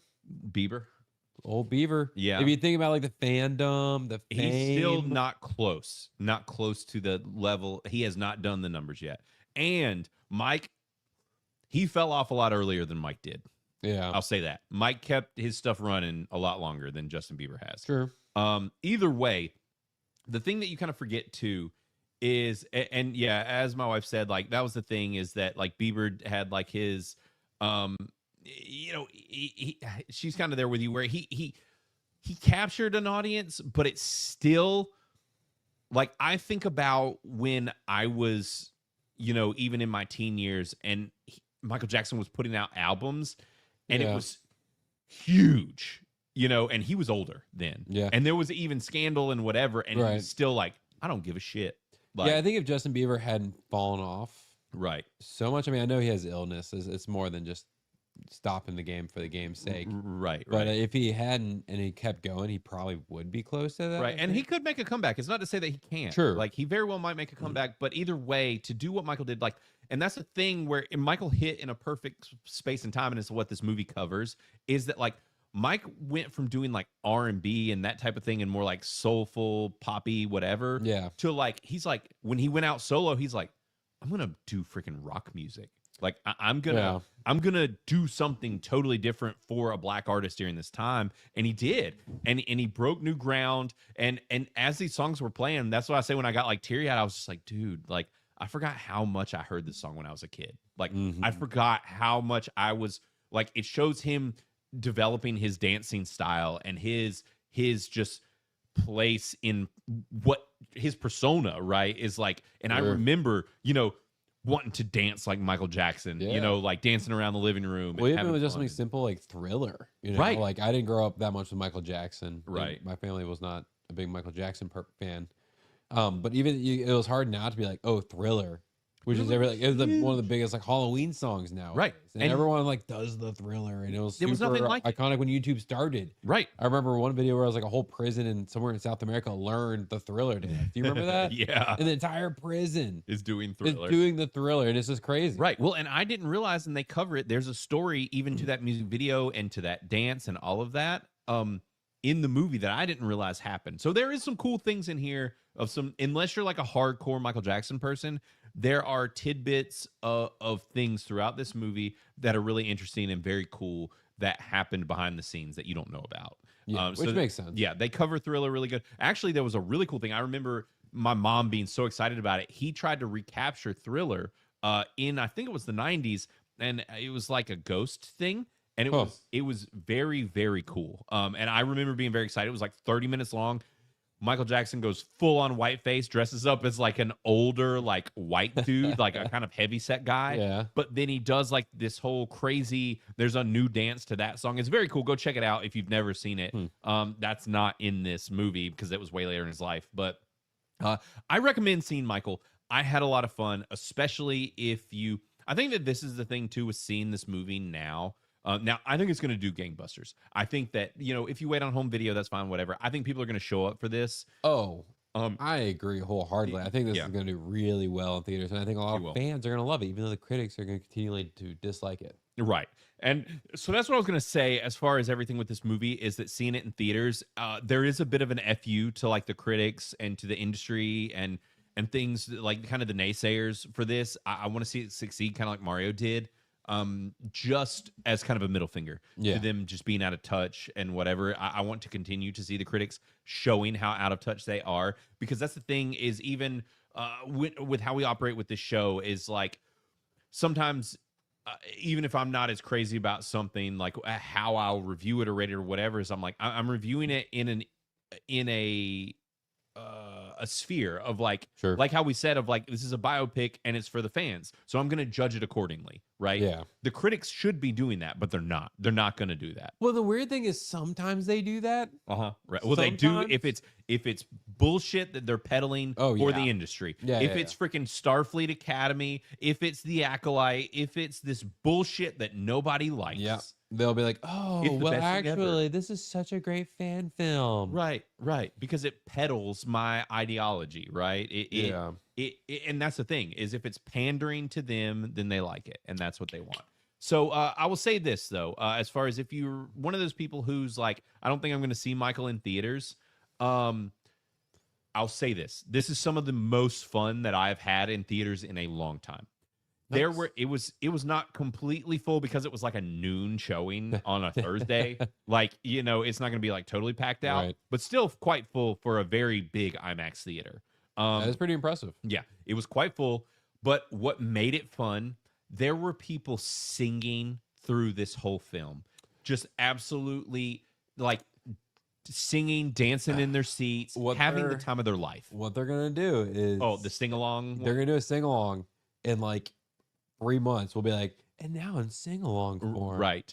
They probably will, because they've been doing that more. It doesn't matter because people are singing in this shit anyways. Like, well, yeah, because all the older people know it. The sing along will be for the younger crowd. They're like, I did like that. I like that, Bob. What was this again? Right. Exactly. There will be, but I'll just say, like, if you go prepared, like, it's not going to be a quiet theater. It's not going to be people just sitting around, likely, you know, unless there's not many people in there. But like, there were people that clearly grew up with Michael Jackson, literally cheering him on, being like, hell yeah, get it, you know, do this, whatever. Like, just people talking to the screen, dancing. Like, it kind of made my day. Like, that was honestly what got to me, is it was just, it was special because we don't get that anymore. It felt very communal, and it wasn't people being disrespectful. It wasn't something like jaded, or like, it was people rooting on this real life person who has gone through some shit. And the thing is, it's like, you know, yes, there's all of the hubbub, the scandal around Michael, but the thing is,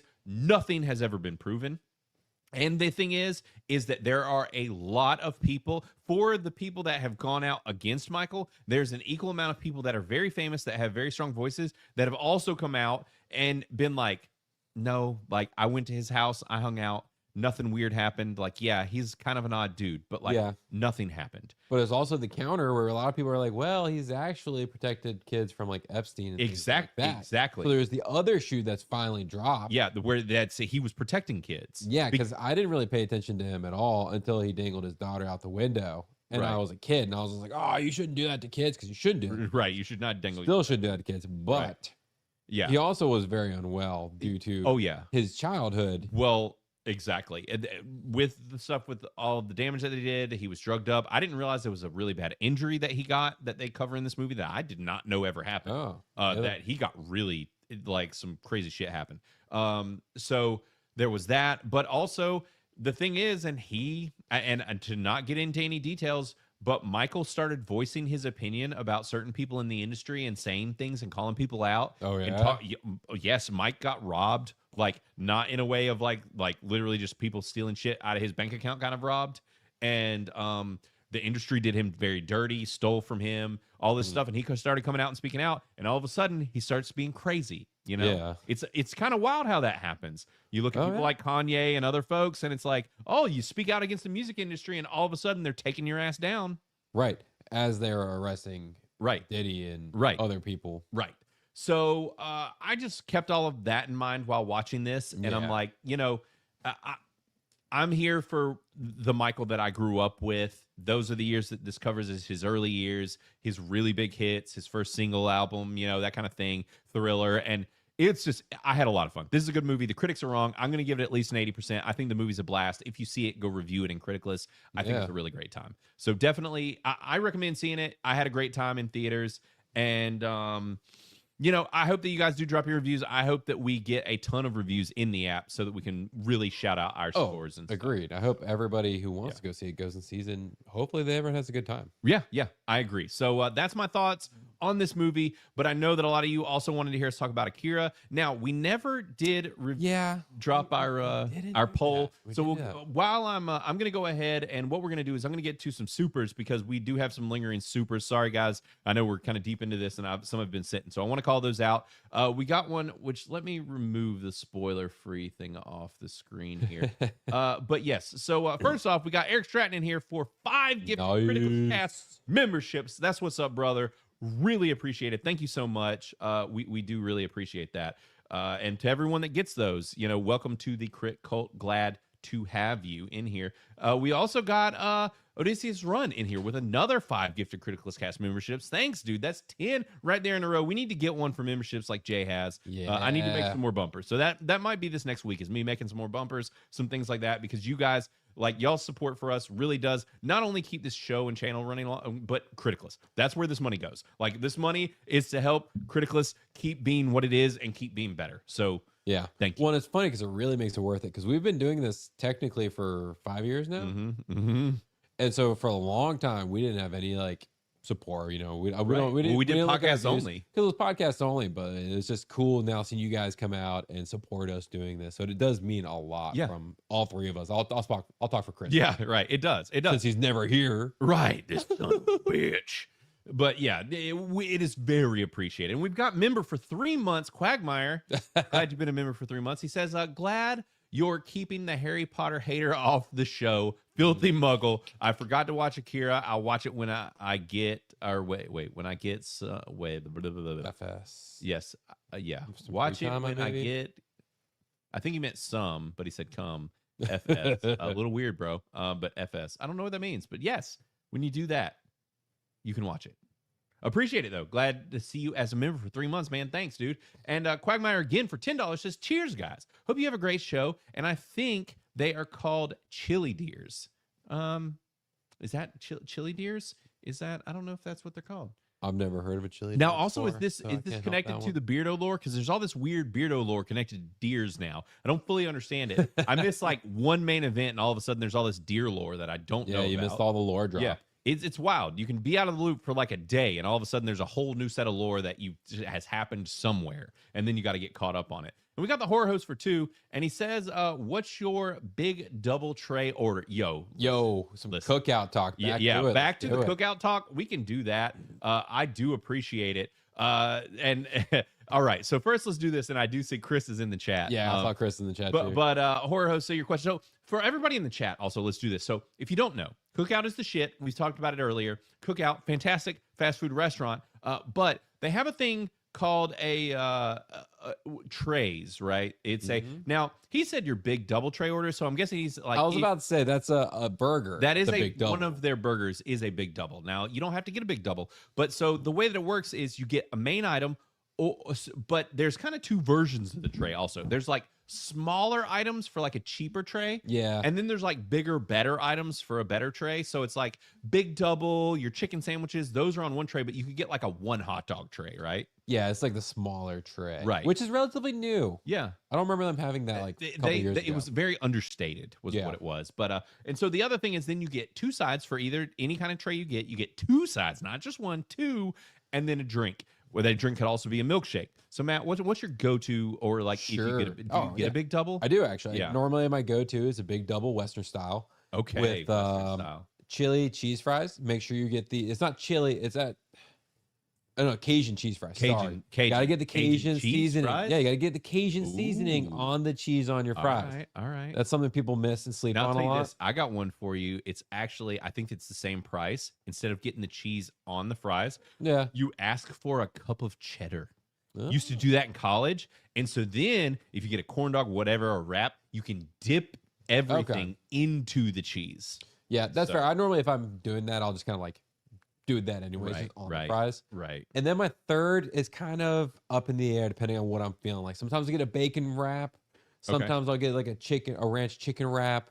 Right. It all depends on how I'm feeling that time. But normally it's some sort of wrap. Or the walking tacos. Oh, the walking tacos are dope. As a fucking side? Yeah. Nice. You literally get a freaking bag of Doritos with like chili and lettuce and cheese and everything in it. Like hell. As a freaking side. As a side. And you still get another one. Yeah.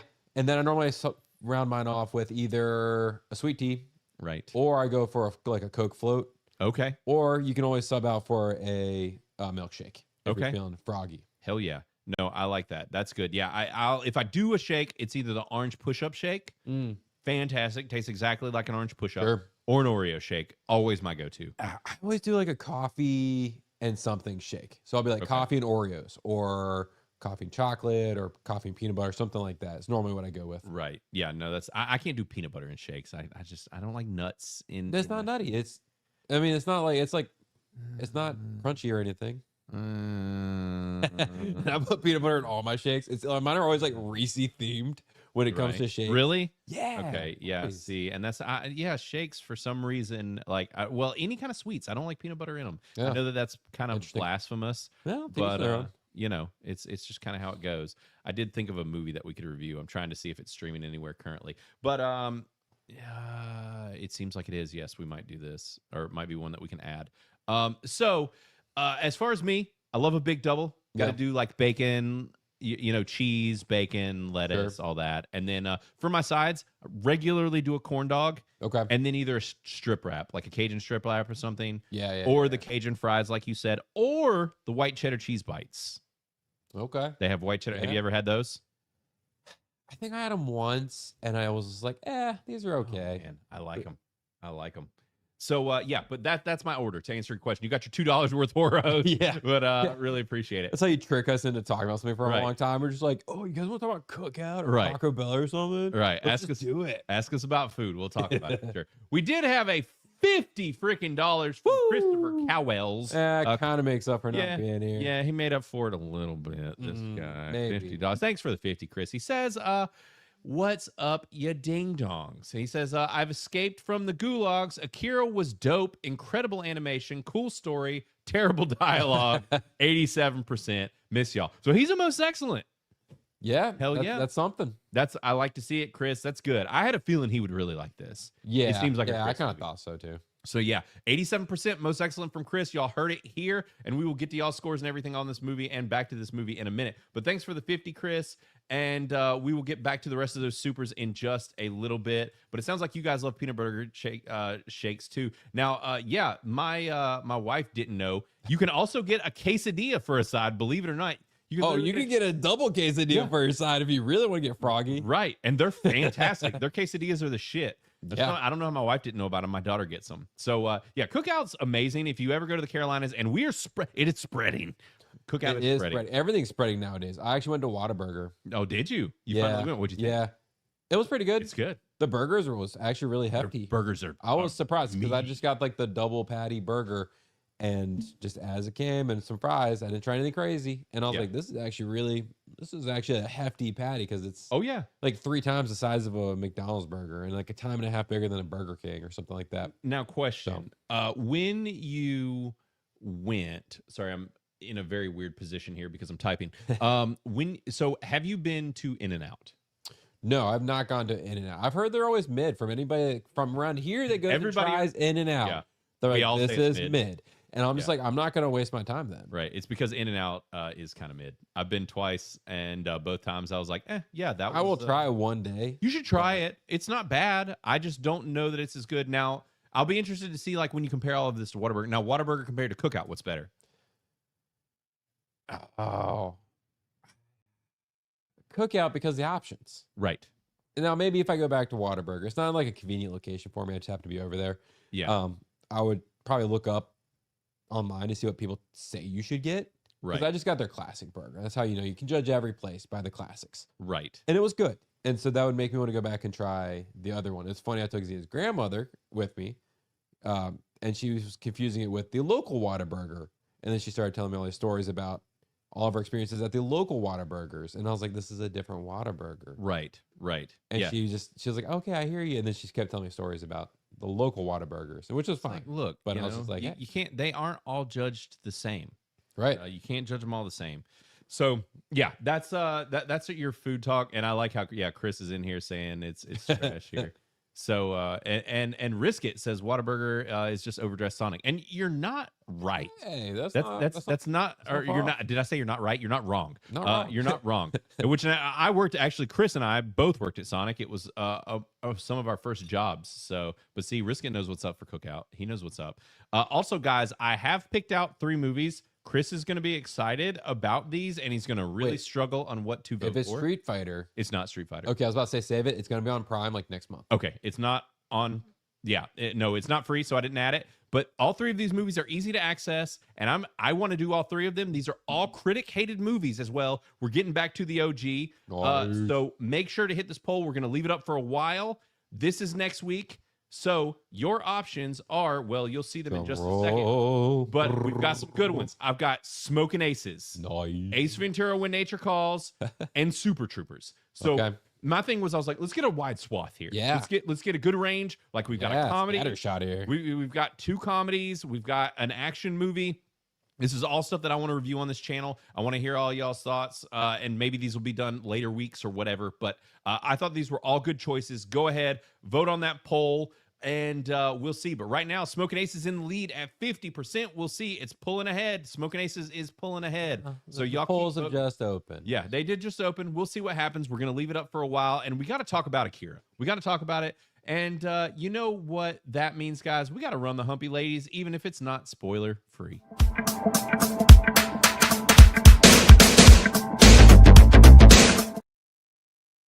All right. So now that we've ran that, we got to talk about Akira. So I have never, ever seen Akira. And from what I gather, Chris had not, and neither had Matt. I'd started it once, and I just wasn't hooked. And something came up, and I dropped it to go do something else. Okay. Yeah, it's one of those where I have had it on my list, and I've gone to watch it multiple times and been like, I don't feel like I'm focused enough. Like, I feel like this deserves my full attention. Yeah, it's weird. The first like 20 minutes, even rewatching it, I felt my attention just being like not drawn into the movie. We will get into that. Okay. And this movie. And the thing is this film is like a legendary film. I mean, people, what's wild to me, and part of why I was so interested and wanted to check it out, is because I've heard so many people in Hollywood talk about this movie, and the fact that tons of celebrities have tried to make this movie. I think even like Leonardo DiCaprio or somebody even tried to. I'm pretty sure Jordan Peele did. Like I think, and I'm kind of pulling some of this out of my ass, but I'm pretty sure I'm right about it. If I remember right, Taika Waititi might have. Like there's all these people, which I'm like at the point I'm like, don't let Taika touch fucking anything ever. No, he needs to go into oblivion for like a decade, and then maybe he can come back with some comedies out of his ass. Yeah, and come back with comedies. Don't mess in any other genres. Just make a comedy. Yeah. So Akira though came out in 1998. This movie is right at 2 hours long. It's billed as like a sci-fi action adventure anime movie. And so the overview of Akira is a secret military project endangers Neo-Tokyo when it turns a biker gang member into a rampaging psychic psychopath that only 2 teenagers and a group of psychics can stop. Now, I'll say this.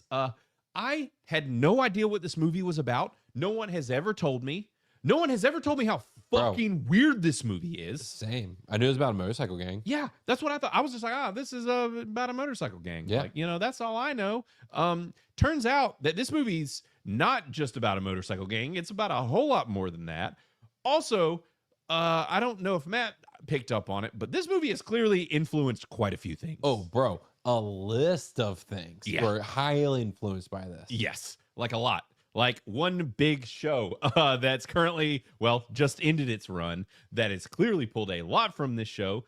Are you picking up on what I'm putting down?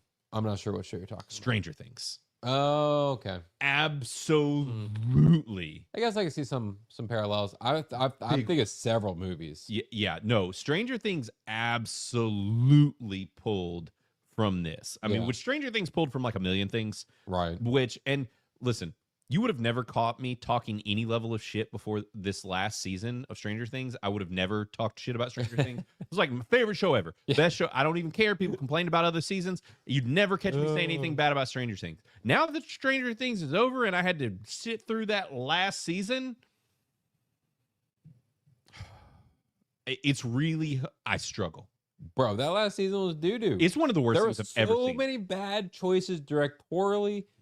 And it's one of the worst seasons of television ever created. And that's the thing is I can forgive the previous seasons like hang-ups. Right. Except that they like double, triple down and like really fucked up that last season. And people that love it, I'm like, get your head out of your ass. Did you not watch the same thing? Right. Are you not asking questions? Because so much shit doesn't make sense. And now they're like pumping out the animated show. I'm like, who fucking cares? Yeah. Y'all have burned this bridge all the way to the ground. Like, y'all did. You guys are just pulling a straight up Westeros here. Like, oh, dude, they made Game of Thrones, bro. They make Game of Thrones look good. Nah, it's the same vein. No, dude. The mistake for this is way worse. No, the quality drop on this compared to Game of Thrones quality. Oh, drop. come on! How blacked out the whole last season was. I don't know. If you're talking about like quality. All those battles that were supposed to be epic that we couldn't barely see. I mean, I guess, but like this was like went to like,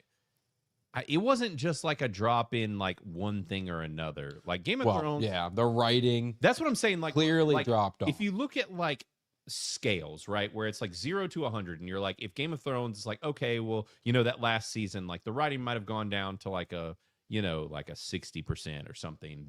But the special effects might have gone down, and like the battles and stuff, like you said, might have gone down to a 40% or whatever. Like for me, with that last season of Stranger Things, everything went down to like anywhere between like a 20% and below across the fucking board. Well, and they took so damn long to make it. They can't even say, "Oh, we rushed. We didn't have time." They took like 3 years to make it, and I'm like, I don't know what you guys were doing that whole time besides fucking around. Right. Jake, Sam, listen. I'm doing vodka today. Thank you very much, sir. You can't tell. Yeah. Am I seeing a wing raid? A raid from the wing?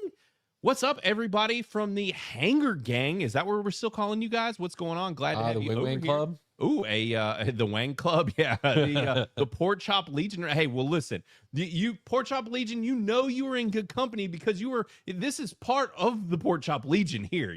I kept the Pork Chop lore going, and then Jake Stanley just says I'm drunk, so very typical for Jake Stanley. Glad that there you go, fits right in. But glad you guys have found your way over here. We're talking about Akira, but I'll say this, we haven't really deeply gotten into spoilers or anything. If you've ever seen Akira and you're from X-Wing, the Hanger Gang coming over here, let us know. Have you ever seen Akira? Do you like it? And this is the 1988 animated movie, or anime, as you will. So what I was getting at before, we went off on a Stranger Things tangent. Sorry. Yeah, sorry about that. But so this movie, no one ever told me how weird it is. Yeah. This movie throws you straight to the wolves. Right. The second it starts. Oh, yeah. So like Xena was trying to watch this with me. Yeah. And she wasn't paying attention the first like 10 minutes. Nope. And then she started like zoning back in, and she was like, I don't know what's happening. I'm like, me neither. I'm learning as I go, and I can't tell you right now what's happening. Yeah. This movie, I was like instantly asking myself, I'm like, has entertainment gotten that handholdy that like, has it made me more dumb? Like, should I know what's going on? Or is this movie very obtuse in the beginning and you're supposed to just be like, what is happening? Yeah. And so I think you are supposed to just kind of figure it out as you go. Yeah, which I enjoyed. Right. I like those kind of things. So like anytime I jump in and sit down and watch something, like if I walk into a room, somebody's watching something, I don't want them to pause it and tell me what happened. Right. I want to sit down and go, okay, let's figure out Right. through like context clues. I want to figure this out on my own. And so my wife, she'll pause it and start telling me. Yes, She'll be like, here's the last 10 minutes. I'm like, nope, don't recap it. I will figure it out. Yeah. No, I completely agree. I do not want you pausing my movie to try and figure something out. If the movie, let's say we're in the theater, you can't pause it. So clearly they did, unless they have done a bad job, they made it this way for a reason. Yeah. Like, I'm meant to figure this out, or I'm too stupid and I deserve not to know. It's one of the other. Right. Right. And that's just how it should be. Right. And so, but that adds a level of intrigue when you jump into something like this. Yeah. You're kind of like, okay, well, what's going on? Like, what am I missing? Right. What am I trying to glean from what's happening on the screen right now? Yes. I completely agree. And I think that it turns out to be a good thing. Now, early on, there was like a point where I was, because you get about 30 or 40 minutes into Akira and you're like, what's happening? I'm still not quite sure. And yeah, like I'm still torn on what is exactly the story. Right. Here. So set up here, Neon Tokyo, as we mentioned earlier, this is like a cyberpunk movie. Yeah. It is very much in a Neo Tokyo kind of place. There's your holograms, and they're riding these super cool kind of futuristic-y motorcycles, or at least some of them are. Right. And it just starts out and they're racing them and stuff, and then all of a sudden, like, there's this little psychic kid being escorted and kind of snuck through the city, and people getting gunned down, and he's blue. And it's it like, looks like a Xena little looked over and she grandpa. was like, "Is that a blue boy?" And I'm like, "I think so." Right, right. And so that's the thing too. This movie is not. I'll say, if you've never seen Akira, this is still an anime movie. Well, yeah, because it was in the 80s. Right. Where the 80s and 90s were like, we're making animes. We're making these because we want to, and these are passion projects. Yes. Not to be famous and sell stuff. Yeah. So like it is an anime because it's an anime. It's an anime, and it's an OG anime. Like, it's one of those things though where I'm like, I guess the reason that I preface that is like, if you're not someone who's into anime, like, this shit gets weird. Yeah. Like a lot of anime does. And so also, I did not realize that it is very rated R. There is like, it is bloody and gory, and you see some titties, and you do see some tits. Yep. Yeah. Also typical anime fashion of like probably a high school chick. I think. Yeah, or is it like high school or just post high school? Right. Maybe they were. No, I think they were. I think they were still. I think so they were it's students, like, yeah. you're like, bruh. Right. But that was the 80s for you. Yeah. So you're like, oh, guys, let's not do that. But with all of that being said, I will say, as we talk about kind of characters early on in this, I do want to kind of mention one of my beefs is that a lot of characters in this look a lot alike. Like the lead chick and the lead dude looked super similar. And I'm like, okay, but they look too much alike. I don't need them to have pink hair and stuff like current anime. Because my beef with current anime is like, they're like, each character has to have a different hair color and a different look. Right. I don't need that. Right. But I do need them to look a little different. Yes. I have the same beef. Yeah. There is, and I don't know if it was just easier on the animation back then, or if that was just how they were, because they're all kind of weird looking too. They all got like big giant foreheads. Like, everybody's got a big forehead, and like they all just have very straight hair that sits high up on their head. And like, I'm just kind of like, can we get a little more variety with some of these characters here? Like, it's just how they're drawn. They don't have to look ludicrous, but like that. So as far as complaints, I did want to mention that. I didn't. It wasn't something that like turned me off heavily. I was just kind of like, I wish there was a little more variety in some of these characters. Yeah, it took some time to get accustomed, right, to figure out how to identify them differently. Right. So, but with all of that being said, one of the things that jumps out at me instantly is I'm just like, man, this movie looks so good. Preach. Bro. I agree wholeheartedly. Like when they're driving their motorcycles early on, yes, and you see the the light trails. Let's go, dude. I could have gone. I wish there was another movie where it's just them like racing motorcycles or something, and you just get those light trails in this cyberpunk world. Yeah, and they forego all like the sci-fi stuff later on, right? Because I would be eating that up. Don't get me wrong, guys. Like I ate this up too, and we'll get right. We haven't talked our scores yet. No, we haven't. I'll go ahead and say mine. I'm a low most excellent. Okay, and it's because of the things we're talking about. Where we're nitpicking it because of its era and its age. Right. It's still a lot of fun. This is one of those things where I need to go back and watch it again because I think if I rewatch this, I'm gonna be like, that was so cool. Now that I understand the story and where they're going with it, right, and I understand the characters, yes, and I'm gonna probably watch it dubbed Dubbed. versus subbed. Yes. So I am in the exact same boat. I was going to say the exact same things where I finished it and I was like, I need to watch this movie again. Like one go was not enough. Yeah, and I told Zane, I was like, I'm gonna look up a synopsis to make sure I didn't misunderstand some stuff. Right, towards because the end. But I think I gathered and followed it all. Because this movie it's not handholdy like at any point. And so just know that going in as well. Like like there are things that are just going to be kind of wild and weird, and you just roll with it and figure it out as it goes. And so that is absolutely the case with this movie. But I'm with you, Matt. I was trying to decide. I think I'll probably, which will be interesting with me reviewing Michael, I'm going to give it like an 80%. Yeah. This is probably going to be the same. Yeah. I think Which I'm going to give fair, this. and I think it's for two different reasons. Right. Like, because this is it's such a cool looking movie. Right. It's pretty creative. Yeah. You can feel its effects in culture. Oh, absolutely. Because I was thinking about like the Warriors. Yes. This very much felt like it contributed to the Warriors, which I think Right. came out in the early 90s, maybe the late 80s or a similar time. There was another movie I thought about. Oh, Super 8. Yeah. Dude, this felt so much like Super 8. Yeah. Because it's just this story-wise. The whole premise is just that it's these kids that are in this biker gang, but they're just kind of these kids that are just doing their thing. And because in Neo Tokyo, it's a little bit has some ghetto elements to it, and these kids are kind of like these orphany. They're in like a trashy school, whatever, and they just get wrapped up in this event. And one of their friends gets pulled into this kind of psychic situation. Yeah, he gets infected, I guess you could say, with like essentially psychic parasite. I guess. Kind of. It's not really parasite. But he caught it by proxy. He encountered a psychic person. So that's the whole thing is there's this whole psychic element that you're trying to figure out and these special abilities. And they do explain how it works later on in the movie. I kind of wanted to stay away from spoilers a little bit just because it's like we don't necessarily have to get into them. Sure. But you know, there's this whole psychic element, psychic abilities, also connecting to there's a secret program, and that's how all of this is happening. That the secret government program has kids that are being experimented on that have psychic abilities, very Stranger Things, like I said. Yeah. Also kind of X-Files-y.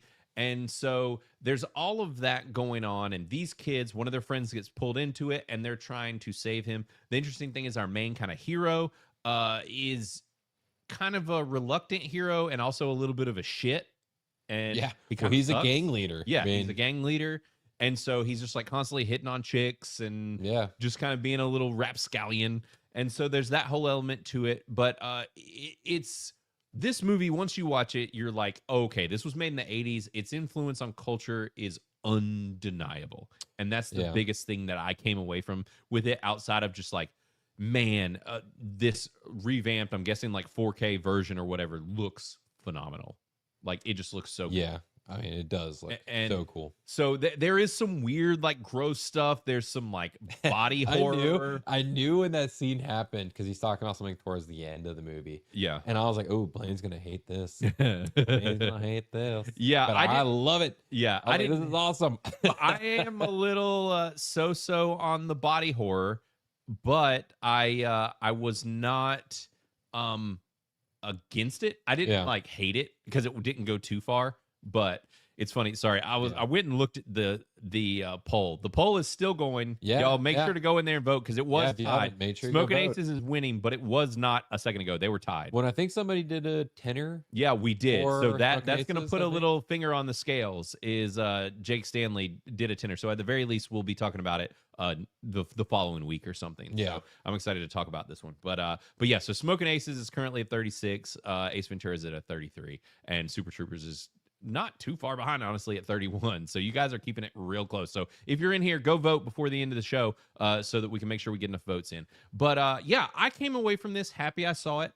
I'm glad that I now have like this, you know, I understand. Yeah. You know, when people talk about it, I kind of get why it would be interesting with the current sphere to see if they were to adapt this, if the right person were to do it right, how people would respond to this. I just feel like they're going to fuck it up. And that's probably why they haven't done it yet. Everyone keeps being like, we're just not going to make a faithful adaptation because no adaptation, or almost none, are truly faithful to the... And I did read somewhere, I think it was in on Criticless in our Criticless cast group, Right. somebody had commented that this movie was actually finished before the manga had the manga, yeah. So they kind of winged at the end, which kind of makes sense when you're watching the movie. So I would be curious to read the manga or research it to see kind of what how it actually ends. Right. It's gonna be like Game of Thrones, bringing it back. If R.R. Martin never releases the last book, to see how different it is than the because this would be different, because it sounds like everybody says the manga's great and that they are quite different. So, and Chris was like, absolutely not, don't remake it. And most people are that way now with remakes, just because they tend to be bad. And I wouldn't want them to, if they were to do it, I would want them to do live action versus anime, because at least then it's a different medium, versus like, it's like you don't need to remake the anime. Yeah, I mean, if they followed it to the T, maybe they could expand a little bit more about like the government stuff that's going on, right? But leave like the rest of it and leave it ambiguous. Let people explore this on their own. Yeah. Then I'd be like, okay, but that's not what they're gonna do. No, that's never what they do. They're like, we now have to spoon feed this to the modern media. Right. Don't get me wrong. I'm sitting in the boat of, man, what did I just watch? Yeah, right. I need to rewatch it, but it's not a bad thing. It's a good thing. Like, it makes me more interested. Well, it's like I wanted to pull this up. This comment by Wilson here, who says, "Don't you feel like it would be good to have a PhD to explain this movie? Yeah, it's so complicated yet so simple at the same time, and that's the best way to put it, because the movie isn't. It, like, there is a simplicity to it, but also it is just really complex and weird and obscure. There's more to it than just being like, oh, it's a simple movie about a biker gang. Well, except that their whole concept and philosophy and discussion they're having towards the end of the movie, is kind of a head scratcher, because it's about all of the psychic abilities and what our brains are tapped into and what humanity is capable of. That's what this movie ends up being about, which is very interesting. Yeah. So which is kind of some of the points I took off because I was watching it subtitled. Okay. And so I was reading the subtitles, trying to comprehend what was happening, but I was missing what was on the screen. Yes. So then I would look up and I've watched the entirety of One Piece subtitled. Like, I don't normally have a problem with this. But this is more complex when they're speaking. Yes. And explaining things. Exactly. And there was like a lot happening on the screen, but also a lot being said at the same time. Right. So that's why I said earlier I would rewatch it dubbed. Normally I do not go for dubbed versions of stuff, but I think it might be worth it for this one, so I can get the better experience. I think you should. And the dubbed is still good. It's a good dub. Yeah. So and I did want to, so what we need to do is pull up y'all's reviews. Yes. Pull up everybody's thoughts on this movie, because you all have been reviewing it. I'm sure Chris reviewed it. So I did want to refresh this. But let's see here. So Chris reviewed it. Oh man, it got all scrunchy weird because of the way I have my screen. But yeah, so we're at a 92%. Holy there we shit. Go. There we go. 47 people. Wow, that is I kind of feel bad because we're gonna like drop right. a little We're bit. Almost low. We're gonna bring it down. And then my Friends with Benefits is a 98. But so this is one of those that people will come right in and review. We got Geekazoid here for 94%. Let's go, dude. And I have not checked out your review yet, but I definitely will. But you said you're absolutely astonished or astounded by how revolutionary the film is. And I agree, like we were saying, it's influenced a lot. So you dropped your review. And actually, I did want to pull up as well, since I pulled up his review, is I did see a super from him. Where is it? Geekazoid here. He says, thank you so much, Blaine. This was such a fun time. I was not expecting at all for Animation April to reach this height. So thanks for the hype and support. I had such a blast. Thanks for the $10, Geekazoid, and you're very welcome, dude. So, and if y'all want to know, y'all should follow Geekazoid on Criticless. He was actually the one who kickstarted this.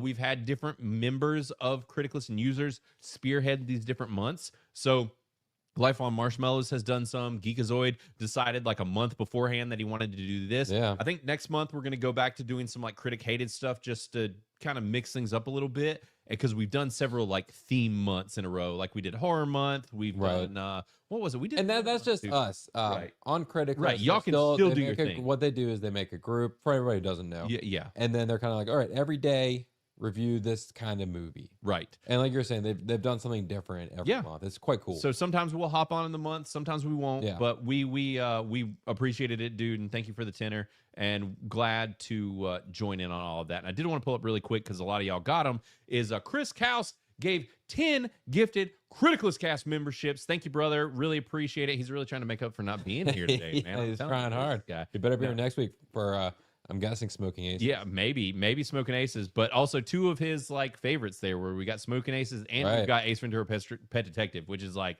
Chris loves. Or no, When Nature Calls, he loves that movie. Yeah. So, and it is criticated. So thanks for the gifted memberships, Chris, and to everybody that got those memberships. Welcome to the cult. Glad to freaking have you. So yeah. I'm excited about any of these movies that we do, but we got Sun Devil Emily here who gave it 100%. Love to see it. Nice. Probably Toxic gave it an 86%. This is his 23rd review of Animation April. So a lot of you guys are knocking him out. Where Geekazoid did 22, freaking Probably Toxic showing you up and doing freaking 23. So one more. So he's working through it, and he said a weird way it kind of reminds me of Dune. That's the thing, man. There's so many different things that this movie might remind you of. Yeah. And Bob Rogers regularly quite particular gave it a 95% and dropped a 7-second review of Akira on his channel there. So love to see it. And he said, welcome to Neo Tokyo. And I wonder how much of like the Neo Tokyo meme actually kind of came from this movie, right? Yeah, I wonder, because I mean there was a lot of like sci-fi things that kind of did that, right? And I wonder like what did it first, right like what was first to it. Yeah, so be interested to know. Life on Marshmallow is also in the chat, gave it a 90% and said Akira is a dude that wears a red leather jacket and rides a cool looking motorcycle. But actually no, Akira is technically, well, unless we misunderstood the movie. I might have. I really thought, but his name is actually Canada. Yeah, Canada and Akira, but it's not Akira, it's Akida. Is how they pronounce it. I just couldn't get. I was so annoyed that his name was Canada. They just keep yelling Canada. And I'm like, can you please stop yelling Canada? Yeah, please? Can we stop yelling Canada? We've had enough of Canada. Thank you very much. But yeah, no. Life on Marshmallows though gave it a 90%. And he said, "Just kidding." He followed that up with, "I'm just kidding." So good. Yeah, you're right about that. But this imagery is so awesome. The motorcycle, the jacket with the pill, and all that. Just such cool imagery from this movie. I love it.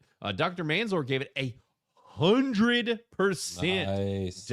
My doctor gave it a 100% and did a Akira City Night Drive theme song here attached to his review. And if you want to be able to drop videos and different things attached to your review, then just join the Crit Club. Do that. Do it now because it helps us a bunch. That's how you support us and help us to continue to grow and support the app and all of that. So we appreciate it. But he kind of breaks down in his opening thing how it is kind of the setup for what this movie is as well. Definitely go check out his review. Pickle Lips McGill gave it 100%. Also said, I love this movie and consider it to be one of the greatest, if not the greatest anime films ever made. Huge claim, 100%. Love to see it. Odysseus' Run also in the chat, 100%. Man, you guys freaking love this movie. That's so cool, man. It's because it is iconic. It's iconic. Yeah. It's iconic. Yeah. And I wish that I had came to this sooner, honestly. Yeah. You know? Yeah.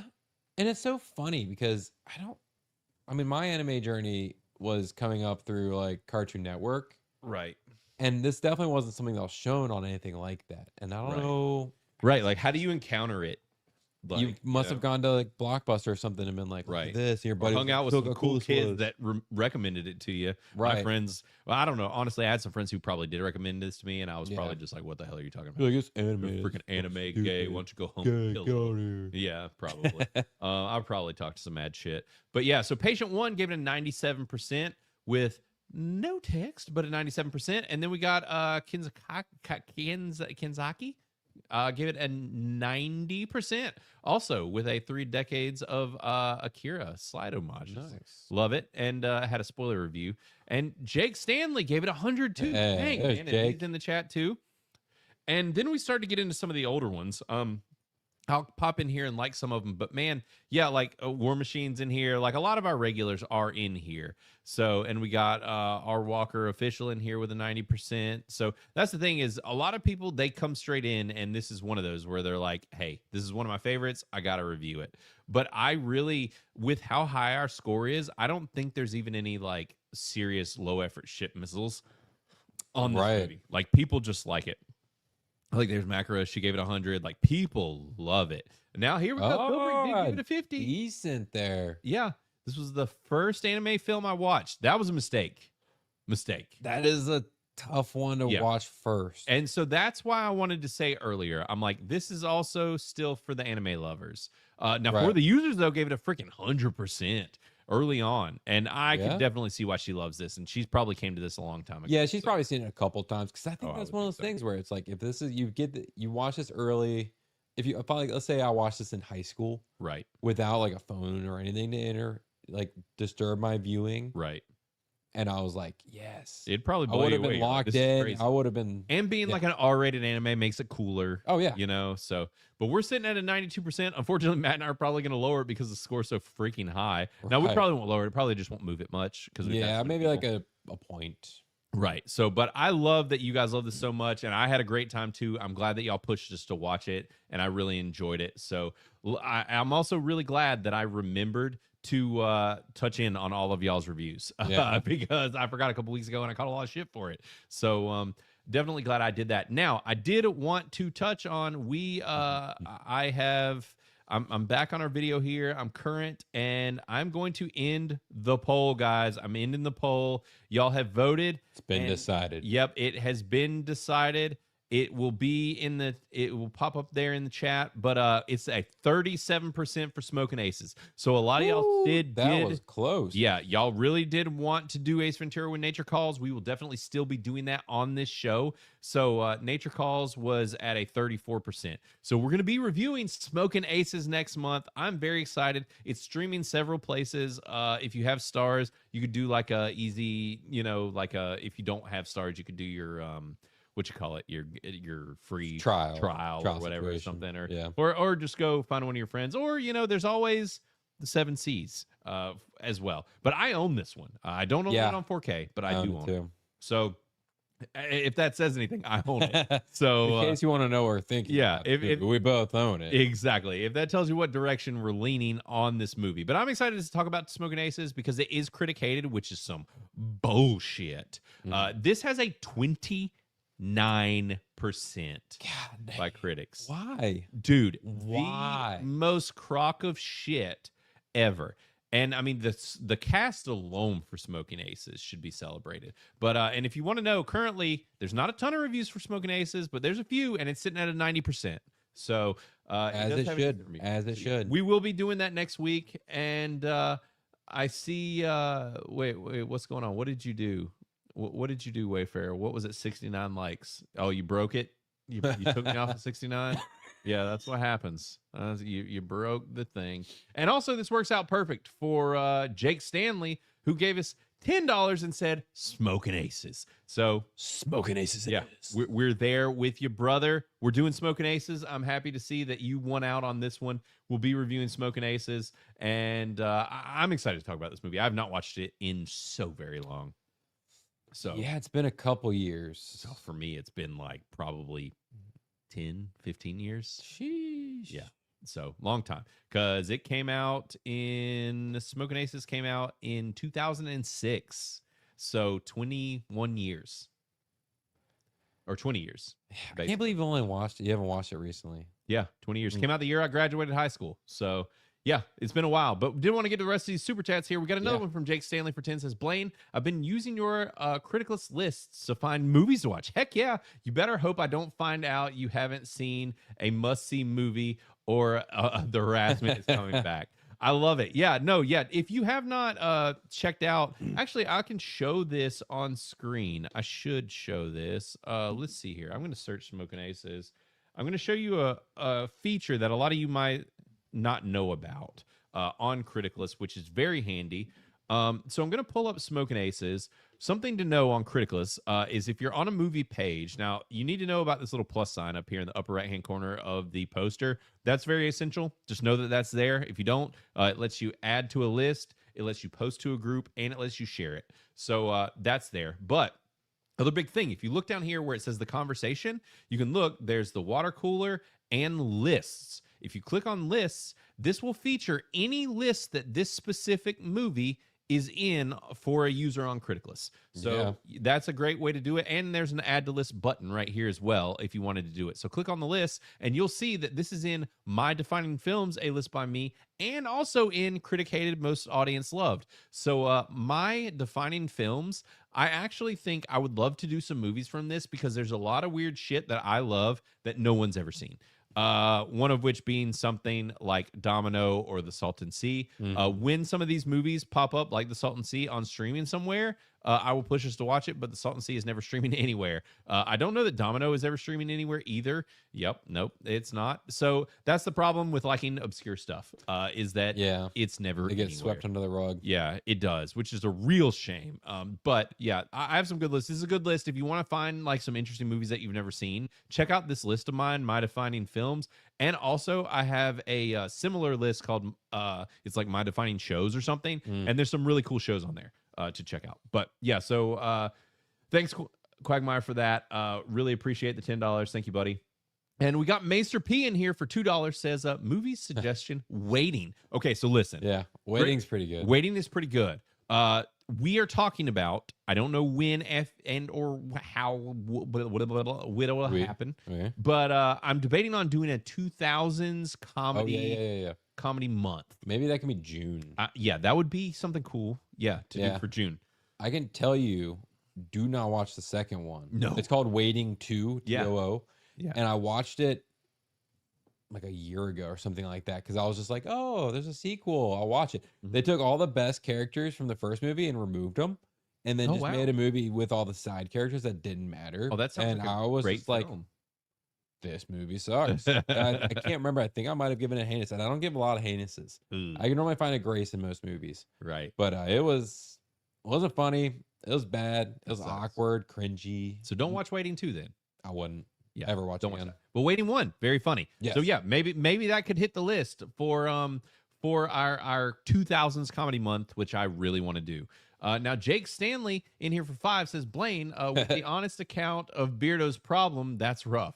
Yeah, it is rough. I promise y'all, Beardo legitimately shits his pants. It is not just a meme. It is a true thing. So also, Quagmire for $5 says, In and Out is mid? This is my last super chat. Yeah. True. I'm sorry, Quagmire. I'm sorry. Listen, it's have you had Cookout? Have you met our savior, Cookout? It's good stuff. You should try it. No, honestly, I'll say this. Like, when you because there's like this upper echelon of fast food, right? It's not like I would put Cookouts up there, like In and Out is up there. Culver's absolutely up there. I think the one that you went to for the first time, I think that's Whataburger. Whataburger's close. Like, sure, Whataburger's, though, it's still in that like higher end, like Hardee's, Carl's Jr. / Sonic, but like better. It's still in that family-ish, but better, I think. Yeah. I'd have to go back. You know, try their milkshake and some of the other burgers. But like their burgers now, and I'll say this as well. It really does matter when you go and who's at the who's cooking at Whataburger. Like, because I've been before and I've been like, damn, this is one of the best fast food burgers I've ever had in my life. And then I've been like, that was all right. Like, what the hell was this? Yeah, so it just depends. Like, it's hit. Yeah. But that's the thing. In and Out, every time like their fries are and everybody's always just like, you gotta order from the special menu. The special menu. I'm like, bro, come on, just put it on the freaking. If it's not on the real menu, right? But unless it's a pork chop sandwich, then that's there you go. That's another conversation entirely. You know what I'm saying? But yes, and then we also Jake Stanley for $2 says, Blaine, you should watch Heroic Age, More Your Speed. I've never seen it, but I think it's an anime. Never even heard of it. So yeah, I'll look it up. I'll look up Heroic Age. I'll check it out and add it to the list. Thanks for the twofer. And Horror Host in here for $2 says, but the laser weapons are cool, right? And yeah.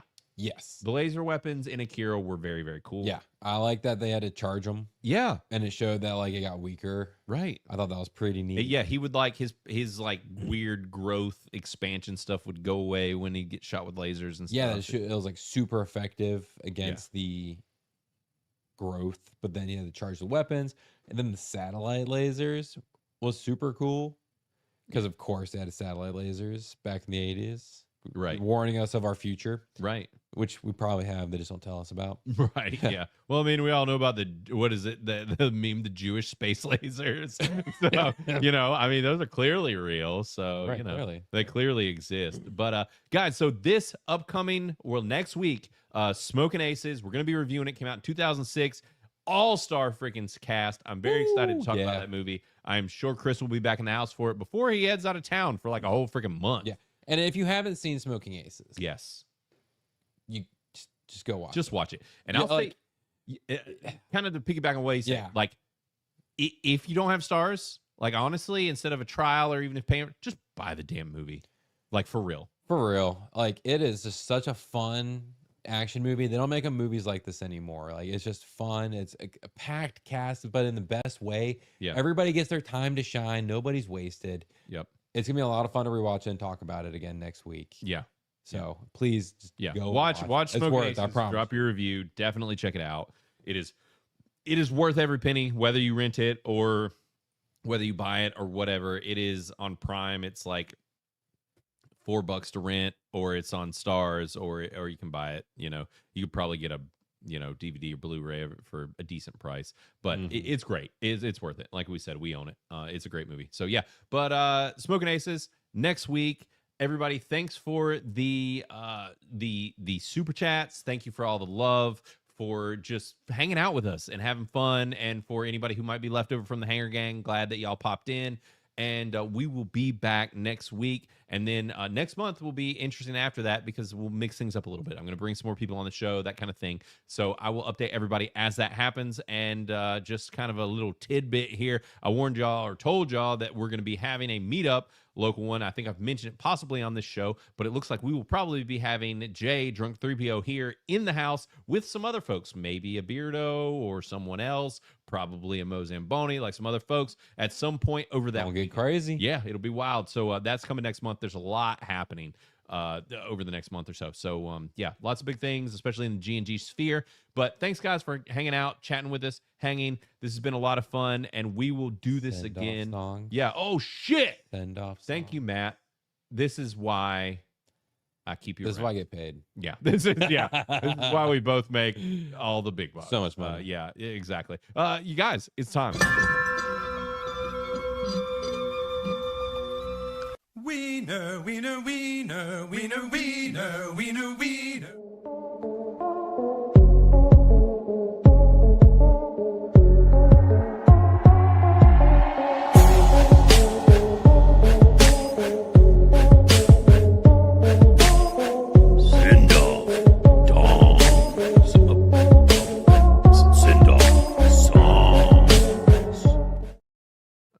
All right. So, Matt, what you got? You got a song? For tonight's send-off dong. Yes. I'm doing Can You See Me in the Dark by Hailstorm and I Prevail. So they're both metal bands. Hailstorm is a lady singer, and she kicks ass, and I Prevail. And so it's a nice combination of the two. They're very melodic together. A lot of beautiful, heavy guitar work. Nice. Highly recommend it. Is more melodic, but there's still plenty of like heavy metal. And who was that again? Hailstorm and I Prevail. Okay, so it's a team up. Yep, and it was Can You See Me in the Dark. Nice. Well, I got a fun one that I think that Matt will appreciate. He definitely will, and his wife definitely will, if she doesn't know this exists, because it just dropped. I stumbled into it on the TikToks, but Fred Durst has a new song out with MGK. MGK. You know about it. Yeah, I figured you probably Zena last night was like, have you heard this yet? And Yeah. I was like, no, not yet. And she was like listen to it. Interesting. I know everybody's torn on MGK because he's kind of all over the place. You never know what you're going to get from that guy. But the song's called Fix Your Face. It stars Fred Durst from Limp Bizkit. This is an old school Limp Bizkit style song featuring MGK. Or, well, it's an MGK song, but more featuring Fred Durst. But it sounds like a Limp Bizkit song. Yeah. I guess is the best way to put it. Yeah. I kind of wish it was somebody besides MGK. Right. And I like some of his music, but I just feel like it wasn't his best. Right. It's nice to hear him rapping again. It is, but good it to hear also felt kind of weak. Yeah, right. You'll have to check it out. But and I love how Jake Stanley said, everybody check out the Midnight, my favorite band. I've seen them live, Jake. So has Matt. We have seen them. Yeah, we've seen them live. We went together. The Midnight is phenomenal live. Definitely check out the Midnight. One of the best, actually the best synthwave band out there. They're phenomenal. They are one of the best bands ever. And actually, if anybody has experienced the Criticless Easter egg, I'll just say I'll probably get copyright struck one day. Again. But no, I actually need to change that song because there's a band that is a synthwave band that has approved a song by us. I need to change it. But until that happens, go check out the Easter egg if you know where it is. But yeah, the Midnight is amazing. One of the best synthwave bands. I agree, Jake Stanley. But yes, do that and listen to the Fred Durst song because it's cool and it sounds like old school Limp Bizkit. But yeah, I think that's going to be it. And luckily, we did do the send-off dongs. But everybody, it's been fun. Send you off with some dongs. Yeah, we'll send you off with some dongs. It's been fun. It's been real. Everybody take it easy. We will see you back here next week. Later, everybody. Later, guys and gals. I'm just trying to figure you out. No, it's not going to be easy for you. Why is it not going to be easy? You're not bright enough. How's that?